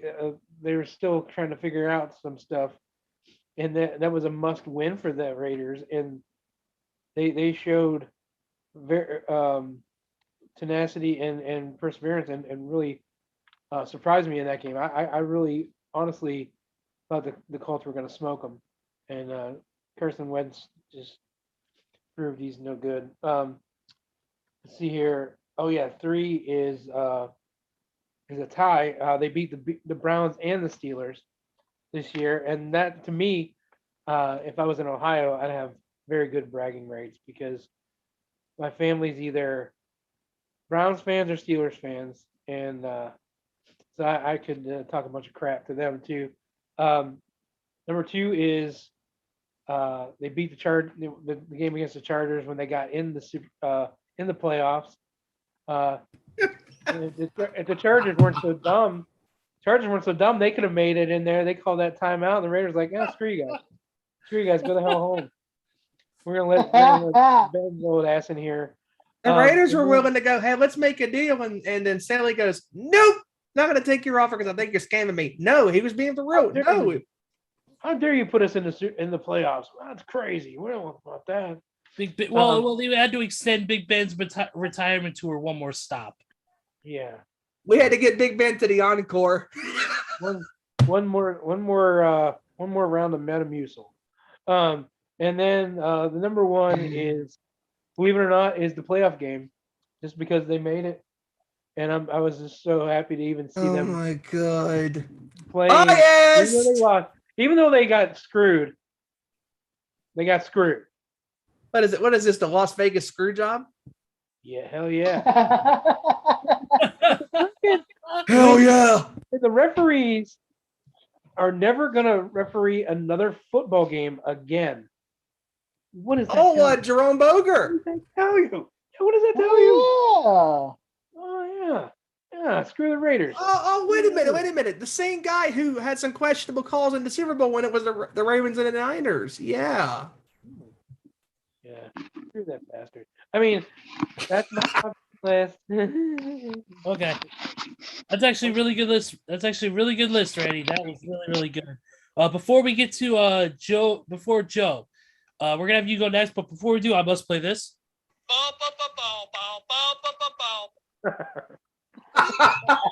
Nice. All right, Joe, floor is yours, buddy. All right, well, I'm actually going to be reading Kevin's list first. Oh yeah, that's right. We also got Kevin's list. Yeah. All right, so Kevin's list, and he's got some pretty good games on here. Yeah, they're all 49ers games, just to let you all know. Breaking news. All right, number 10, he had the Bucks and the Cowboys from week 1, which I can understand that because that was a pretty good game to start off the season. Number 9, he had Monday Night Football week 1 between the Ravens and the Raiders. What? Number 8, he had the Bengals and the Packers from week 5, which that was a pretty good game. Number 7, he did a 2-for-1 when he said that the Panthers losing to Washington and the Giants because I love watching the Panthers lose to other awful teams.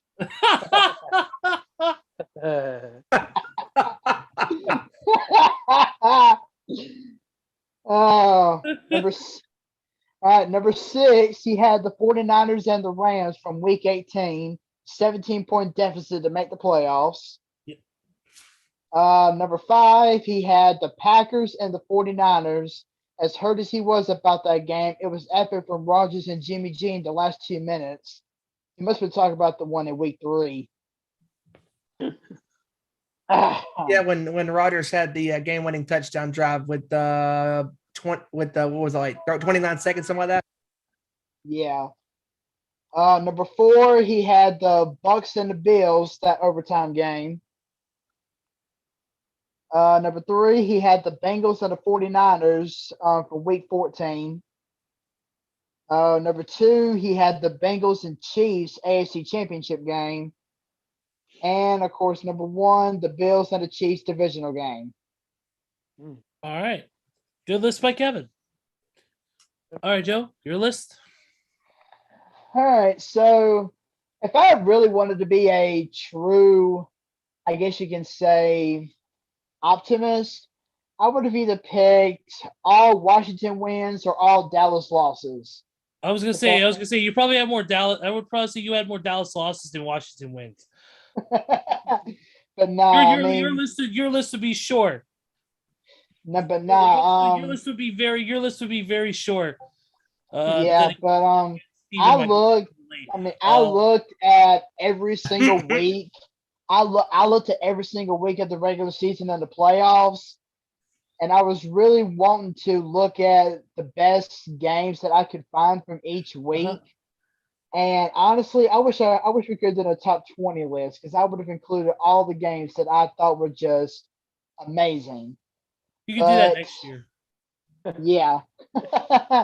But my list is as follows. Number 10, I chose the game between Washington and Tampa Bay from week 10, in which we won that game 29-19. And of course, the simple reason why, getting revenge on Tom Brady from the wild card. And multiple picks by Brady in the game. And multiple picks by Tom Brady in the first quarter. I might add. Yep. Number 9, I chose Buffalo and Tampa Bay from week 14. Overtime. That was just a great game between two extremely high-powered offenses. Number 8, I chose the Packers and the Bengals overtime from week 5.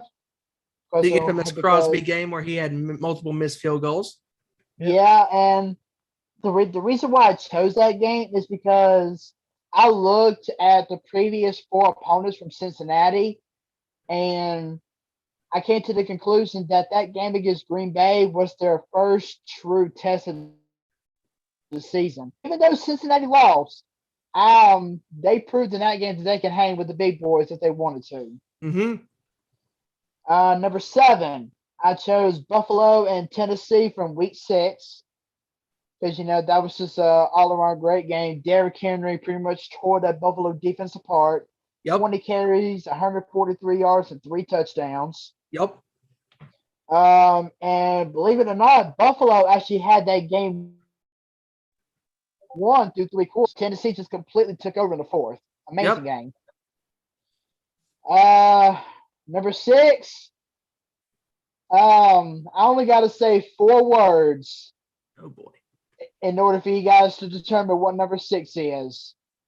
In Tucker, we trust.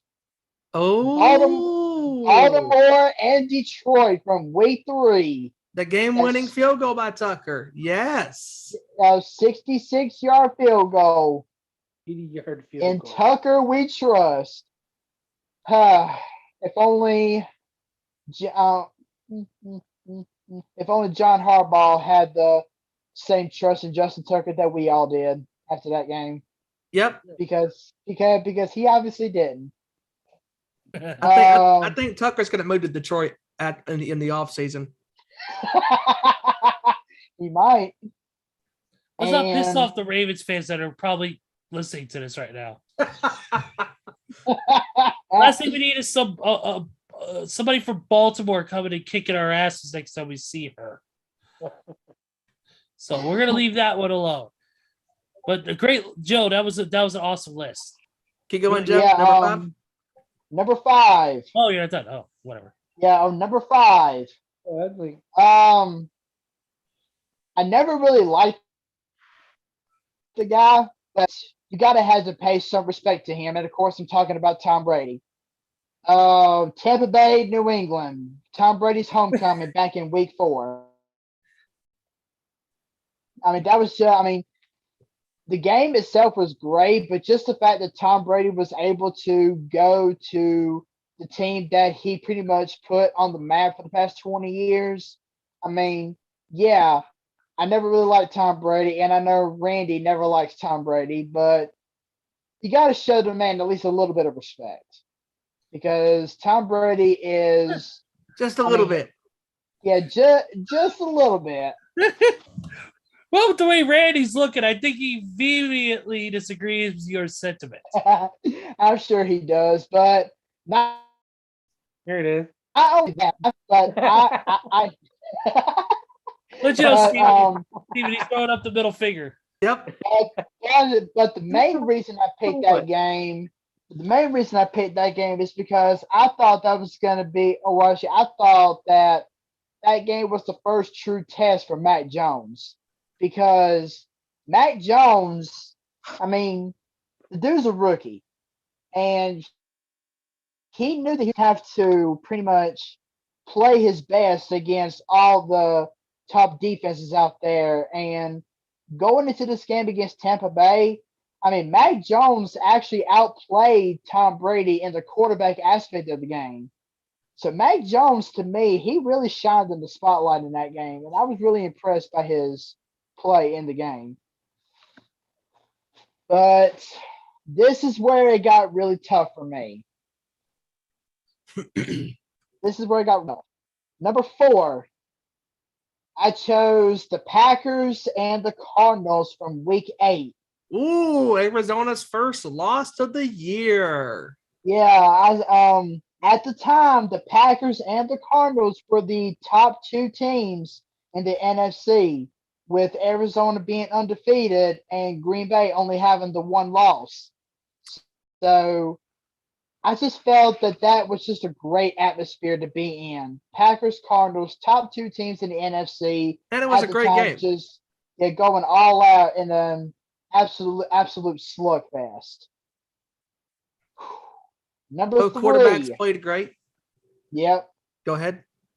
Number 3, I chose the 49ers and the Bengals from Week 14. The only I picked this game at number 3 because at the time, San Francisco really needed that win to stay in the playoff picture. This is over after the first 3 quarters. But then we saw Joe Burrow and Jamar Chase light it up in the 4th quarter, which sent the game into overtime. And the Niners answered the Cincinnati field goal early on, marched right down the field, and that was just an all-around great game for Jimmy G to find Brandon Ayuk in the end zone for that last touchdown to get the 49ers to win. That was a great game. Number 2, I picked the 49ers and the Rams from Week 18. Ooh. That was just a great game for me because I actually watched that game from beginning to end. And I thought that after the Rams took over at the beginning, I thought the Rams were going to run all over them. But then San Francisco came out in the second half, and Jimmy G played the best ball that he could, along with Deebo Samuel continuing to rack up the popularity points. It was just an all-around amazing performance by San Francisco to come back from 17 points down and win the game. Amazing.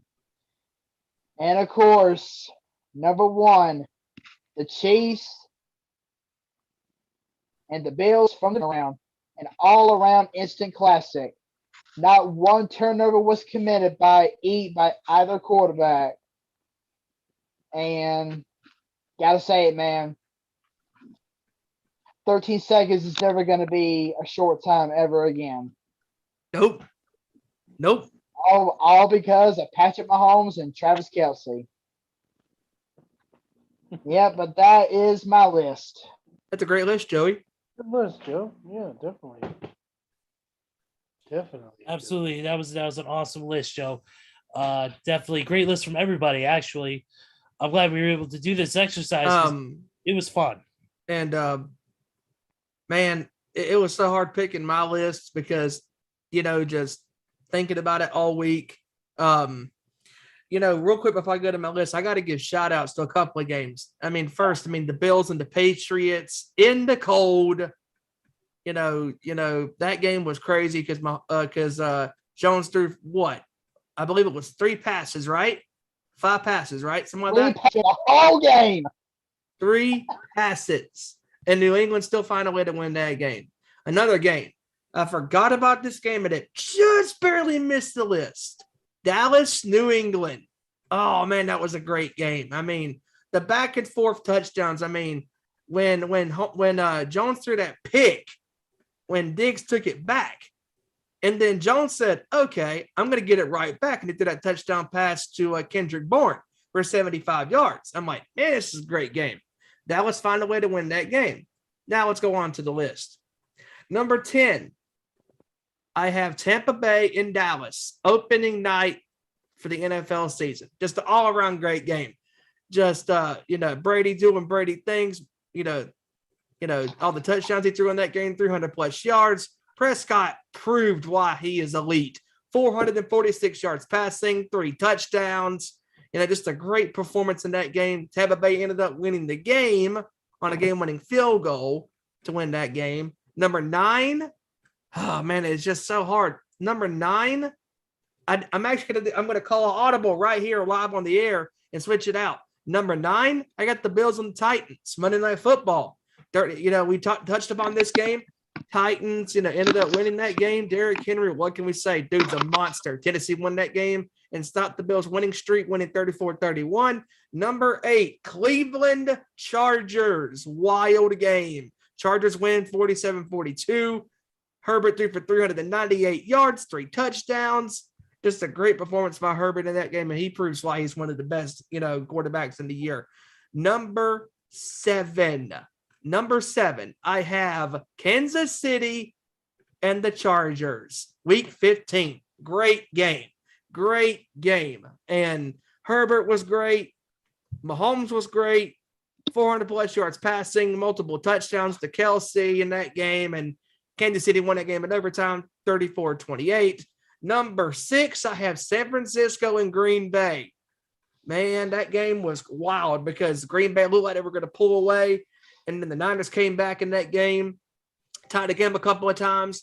Then San Francisco took the lead in the fourth quarter, but they gave Rodgers just a few seconds more than they should have. I believe it was 29 seconds, 32 seconds, something like that, either way. But you give Rodgers 29, 30-plus seconds, too much damage. Too much damage can be done in 2 passes to Devontae Adams for 25 yards to get him into field goal range. Crosby kicks the game-winning field goal. Green Bay wins the game. Number 5, I have the AFC Championship game between the Bengals and the Chiefs. The Chiefs in that first half were unstoppable. Mahomes was 13-14 for 150 yards, 3 touchdowns, no interceptions. And at the end of that first half, they got too cute with their play calling. It got a little cocky for me, to be honest with you. If I could be serious for a minute, damn it. And they got cocky, and it bit him in the ass. And the Bengals defense got a huge stop and stopped Tyreek Hill from getting any positive yards into the end zone. And they used that ending play on defense as a huge momentum shift in the second half. First possession by Kansas City in that third quarter, 3 and out. Boom, off we go. And then the Bengals marched down the field multiple times, scored 21 points in a row to go up 24-21. And then Kansas City tied the game, sent the game in overtime, and everybody went, oh, here we go. Kansas City wins the coin toss once again. But wait, you can actually play defense in the NFL if you try. And if you're really that good and you're really that hungry and desperate to win the game. And the Bengals defense picked off Mahomes for a second time in that game on a bad pass to Tyreek Hill. Joe Burrow drives him down the field. McPherson hits the game-winning field goal. You know what that means. Bengals go to the Super Bowl for the first time since 1988, 27-24, winners of the AFC Championship game. Number 4, the NFC Championship game.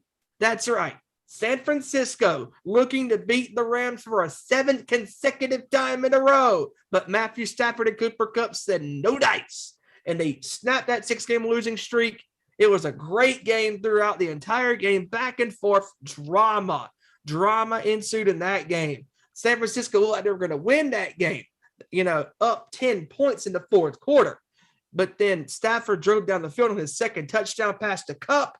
Got him within a field goal, And then the Niners had multiple chances to go up by 10 again, but Kyle Shanahan had to get too cute and too conservative and too stupid with his play calling, and running the ball, and they got stuffed. And then they tried to run the ball with the fullback on 3rd and 1, and then it said that was up 4th and 2, because on 2nd and 1 they lost a yard. It was 3rd and 2, bad running play with the fullback, which was stupid, and using Williams to block like that, which was dumb. And then 4th and 2, you couldn't find a way to get Deebo Samuel the ball. You kidding me? That tells me that he doesn't even trust his own quarterback. That's why they lost the game. And then Stafford drives down the field, ties the game, and then they get the ball back, and then they kick the field goal to go up 20-17. And then Jimmy G throws a pick, and the game is over. Number 3, Tom Brady's return to New England, the place that he called home for 20 seasons. Buccaneers win the game 19-17. Brady joins Peyton Manning, Brett Favre, and Drew Brees as the only quarterbacks to beat all 32 teams in the NFL. Great game. And number 2, the infamous Week 18 affair between the Raiders and the Chargers. Drama.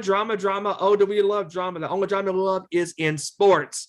Because in that game, the Chargers were 6 of 7 on 4th down. Man, that game was wild because I thought that game was over. I'm like, man, the Raiders just need to stop him right here in the game now. Nope. Herbert was clutch on 4th down and some 3rd downs, because it was like the people in Westwood once said, they're like, hey, 1st down means nothing on these drives for the Chargers, because they're making 3rd down and 4th down look like it's easy, because they were converting these 4th downs. I'm like, how are they still in it? And then they were down by 15 in the 4th quarter. And then they came marching down for the touchdown and said, if they convert this 2-point conversion, we got a game. And boy, when that 2-point conversion was converted, I said, yep, it's official. The drama's now on now. And then the Chargers ended up tying that game, sent it to overtime, and then Staley had to screw it up. You blew it. Could have tied the game, sent you both to the playoffs, but you had to call a timeout. Then the Raiders said, nope, we're going to kick you out of the playoffs. And they did. And the Raiders won that wild game 34-32. Number 1, it's no surprise, Kansas City, Buffalo. Divisional round. The greatest NFL game of the 2021 regular and postseason this year. You could not ask for a better football game. No turnovers by Mahomes or Allen. Both quarterbacks came to play. They played excellent ball. Allen was amazing in that game. Mahomes was amazing in that game. Hell, Gabriel Davis for Buffalo, 8 receptions for 201 yards and 4 touchdowns. Just incredible. An incredible performance by Davis in that game. Tyreek Hill was great in that game. Couple of touchdowns. Kelsey, a couple of touchdowns. It was just a great year this year. And I really, truly think what made this year even greater was the fact that the fans were back. And it just goes to show you that the fans are a very important, component of football games, because they can kind of decide the factor on who wins and loses, because a big defensive play or offensive play can change the momentum of the game. And it was just a great year. One of the greatest years of the NFL in quite some time. And honestly, it's been the best year in probably over a decade. It's just been a great lot of great games. I mean, I could have picked the Bengals and the Packers. That was a great wild game. I could have picked the Chargers and the Raiders on Monday Night Football, the Chargers and the Chiefs when the Chiefs lost 31-24. Could have picked San Francisco beating Dallas in that wild card game, 23-17. Just a lot of great games this year. I agree, absolutely. Oh, yeah. What's up? That's why I said something. No, but that was a great list, great games. Randy, you had something you want to say? No, I was just agreeing with Steven. Okay. About this past season. It was great. Oh, dude, this past season has been incredible. Some close matchups, some great games, drama all throughout, shocking moments, first seeds eliminated. It had everything that made a great football season and made it enjoyable. Yes, the fans were back, which made it even better to have the roar of the crowd. no piped in crowd noise, no digital screens, none of that. Real life people reacting to what is going on, and that's what made it better. But it was the drama of the game. It was how hard these players played this past season. The new blood is going to be stepping in as old horses leave the barn. It's going to be really interesting. Absolutely, because now that Brady's officially out of the league, thank God, you got Mahomes and Allen and Herbert and Burrow that are here to stay, and they're young and they're in their prime. And man, Mahomes already won a Super Bowl, and Burrow has a chance to join that club to win a Super Bowl in his second year starting. And it's just, the NFL, is in a great spot right now with these great young quarterbacks. Absolutely. I agree. All these young quarterbacks, they are the futures. They are the future of their franchises and the future of this league. And I think the league is in good hands with these guys. I really think they are. One other thing before we get off the NFL discussion, because we only got a few minutes left of the show, is that it was announced yesterday that a certain people's champion would be at the Super Bowl.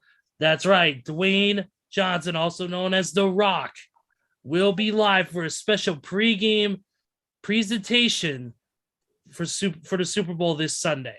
And it's not going to be a video package. He will be live on the field in person. That is awesome. I mean, dude, I remember when he did the video packages for the Niners and Chiefs game, dude, that was awesome. And the fact that he's going to be there at the Super Bowl in LA, doing something special live and in person, that's going to be awesome. Yep, absolutely. When you got The Rock there, it's going to be absolutely electrifying. All right, now that that's done, thank you guys for your list. That was awesome. That was great exercise. Definitely racks the brain, but man, it creates different opinions and all different sorts of stuff, and it made it a great time. So, awesome job, everybody. Real quick, I do want to give. Real quick though, I had something popped up, but apparently my phone decided, hey, I'm not gonna show you it. Gotta love technology. Okay, just a couple of coaching changes. I just want to quickly name them off. I don't want to get too deep into a discussion because we do got a couple NBA news though, so we got to get into some injuries and a couple of trades. Patriots announced they have signed the former New York Giants head coach Joe Judge as the new offensive assistant. Titans have announced they've extended the contracts of GM John Robinson and head coach Mike Vrabel. Also, of course, the Lions have the Giants have hired a new defensive coordinator as the Ravens defensive coordinator, Wink Martindale. And the Houston Texans new head coach, at first I thought it was going to be Josh McCown. Thank God it isn't. Thank God it's not. It's the former Chicago Bears head coach, Lovie Smith. Lovie Smith getting another chance with the head coaching position. So good luck to the Texans, and hopefully Lovie can do something for him. Oh yeah. But yeah, those are just a couple of the coaching changes. Oh wait, can't be remiss if I didn't mention the former defensive coordinator Dennis Allen will now be the new head coach of the New Orleans Saints. Boy, does he have a lot on his hands in the offseason with Kamara and all that stuff. Oof. Yeah, he is former Raiders coach. He went 8-28 with the Raiders. Yeah, he sure. Yep. Yeah, I'll miss him. I mean, good luck in New Orleans. He's gonna need it. Yeah, he's gonna need it. But those are just a couple of coaching changes. Let's go ahead and get into the NBA news real quick, and that is a couple of injuries and some trade notes. Portland Trailblazers have officially traded CJ McCollum to the New Orleans Pelicans. They're going to get Josh Hart, Tomas Satoransky, Nickeil Alexander-Walker, and Didi Lozada in the deal as well. And they're also getting New Orleans also sending a protected first-round pick and 2 second-round picks as well. So there's that trade right there. CJ McCollum has been a fixture with the Trailblazers for a number of years. Oh yeah. Dating back to when even DeMar DeRozan was a part of the team as well. Him and Damian Lillard in the backcourt, dynamite backcourt duo, scoring 50+ points together combined, and just that's going to be a huge loss for Portland for years to come. Because Lillard, man, he's the only reliable weapon on that team, and with CJ being gone now, man, that's going to be a huge blow dealt to the Trailblazers. Also, yeah, I agree. Definitely, there was a 6-player trade today between Sacramento Kings and the Indiana Pacers. The Pacers are trading Domantas Sabonis to the Sacramento Kings for a package that includes Tyrese Halliburton. The Pacers will also get Jeremy Lamb, Justin Holiday, and a 2027 second-round pick in exchange for Halliburton, guard Buddy Hield, and center Tristan Thompson. And also the reminder for anybody who's paying attention to this, the deadline is 3 p.m. Eastern for the NBA trade deadline on Thursday. One of the other big injury notes, I believe we just said it earlier during our pregame notion. Who was it that's out with a wrist injury, guys? Bradley Beal. Bradley Beal, that's right. Wizards. That's right, Bradley Beal. He's will miss the rest of the season due to season-ending wrist surgery. He's going to have work done on his scapula, which is going to put him out for a while. Apparently, next year, according to Adrian Wojnarowski, is that Bradley Beal is eligible to sign a 5-year, $245 million contract with the Wizards this summer. Beal also has a $36.4 million player option on next season as well. So there's a thing where he could be making big money, or if he decides to take a player option and go somewhere else, we'll see what happens. But and then of course want to mention news that Trevor Bauer won't be facing any charges dating back to the sexual assault allegations that he was facing, so he will not be charged with anything. Wow. I didn't hear that. That's interesting. Interesting. Yeah, very much. Yeah, so. yeah. They the LA County District Attorney's Office said that they said that they considered and rejected charges of assault by means likely to produce great bodily injury and sodomy of an unconscious person during their first sexual encounter between them. They said after a thorough review of all the available evidence, including the civil restraining order proceedings, witness statements, and the physical evidence, the people are unable to prove that relevant charges beyond a reasonable doubt. So that's from the District Attorney's Office in Los Angeles. But that's pretty much it. That's all I got. So let's go ahead and end the show, guys. Man, what a great show this was. We got into a lot of deep talk. Top 10 lists, of course. Thank you guys for the lists. Yep. As always, this was a great exercise. Of course, we got some stuff to talk about next week. We got the Super Bowl results, of course, after the game on Sunday, which you can catch on NBC. And all that good stuff. But let's go to our final thoughts. Randy, you go ahead in. All right, man. Hey, good show, guys. Always good insight on everything, and everybody's lists were great. And can't wait for the Super Bowl and next week's show. I think it's going to be fun, and hope everybody has a great weekend, a great rest of your week, I should say. It's not Thursday. I was going to say your weekend. It's only Tuesday. I don't know what day it is. But yeah, just hope everybody has a great rest of your week, and we'll see you next week. Don't feel bad. We're all clueless. Don't feel bad. We're all clueless here. Joe, your final thoughts. Another great show with you guys. I love coming on here, just talking sports with you guys week after week, month after month. I'm looking forward to many different shows, many awesome shows down the line. Of course, I'm looking forward to the Super Bowl this upcoming Sunday. And it's going to be a proud moment, but it's also going to be a sad moment because after that game, we say goodbye to NFL football at least until August. So it's going to be a long. It's going to be a long football withdrawal syndrome. So I mean, it's going to be hard. But Yes, it hope you is. guys. Yeah, I hope you guys enjoy the Super Bowl or wherever you are, wherever you're going to watch it from, and enjoy this kick-ass halftime show. Absolutely. Steven, take it away, man.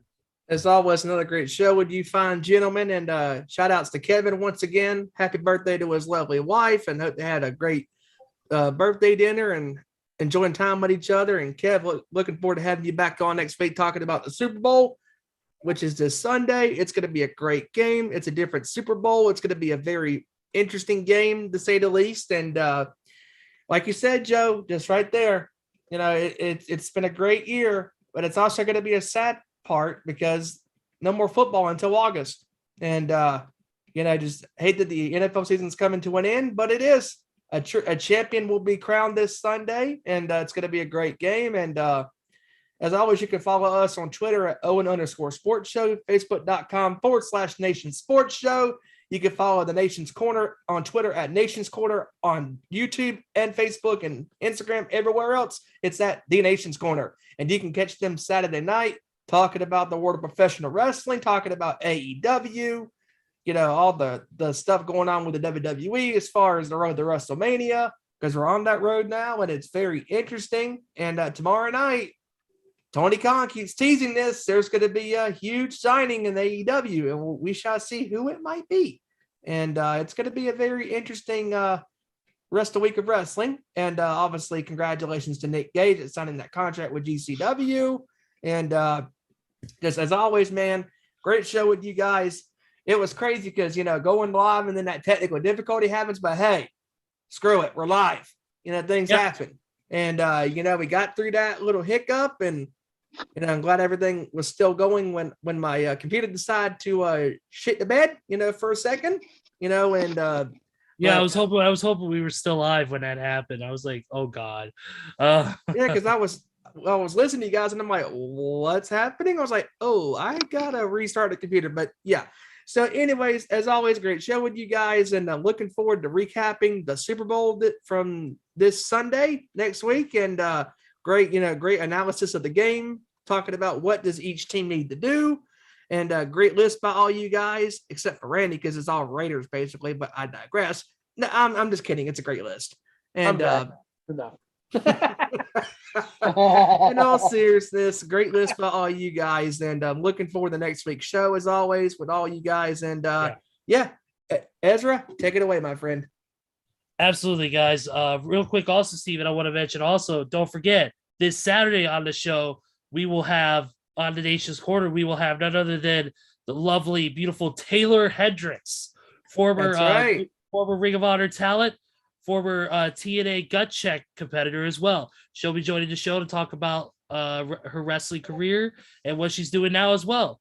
Can't wait to have her on. She's a great person, very awesome, very nice. Met Taylor before. She's awesome.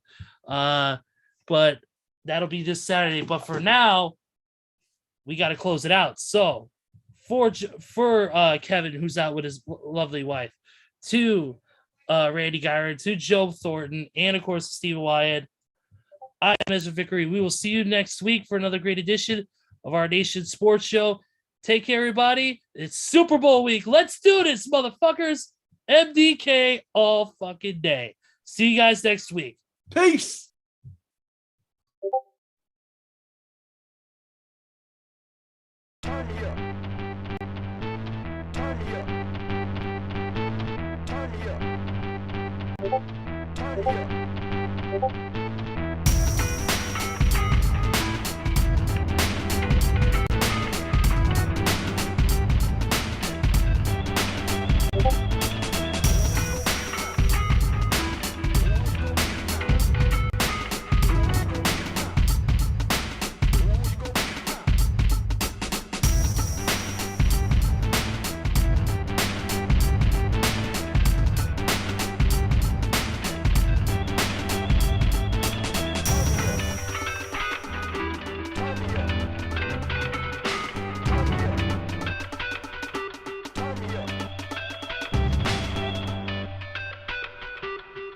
Bye.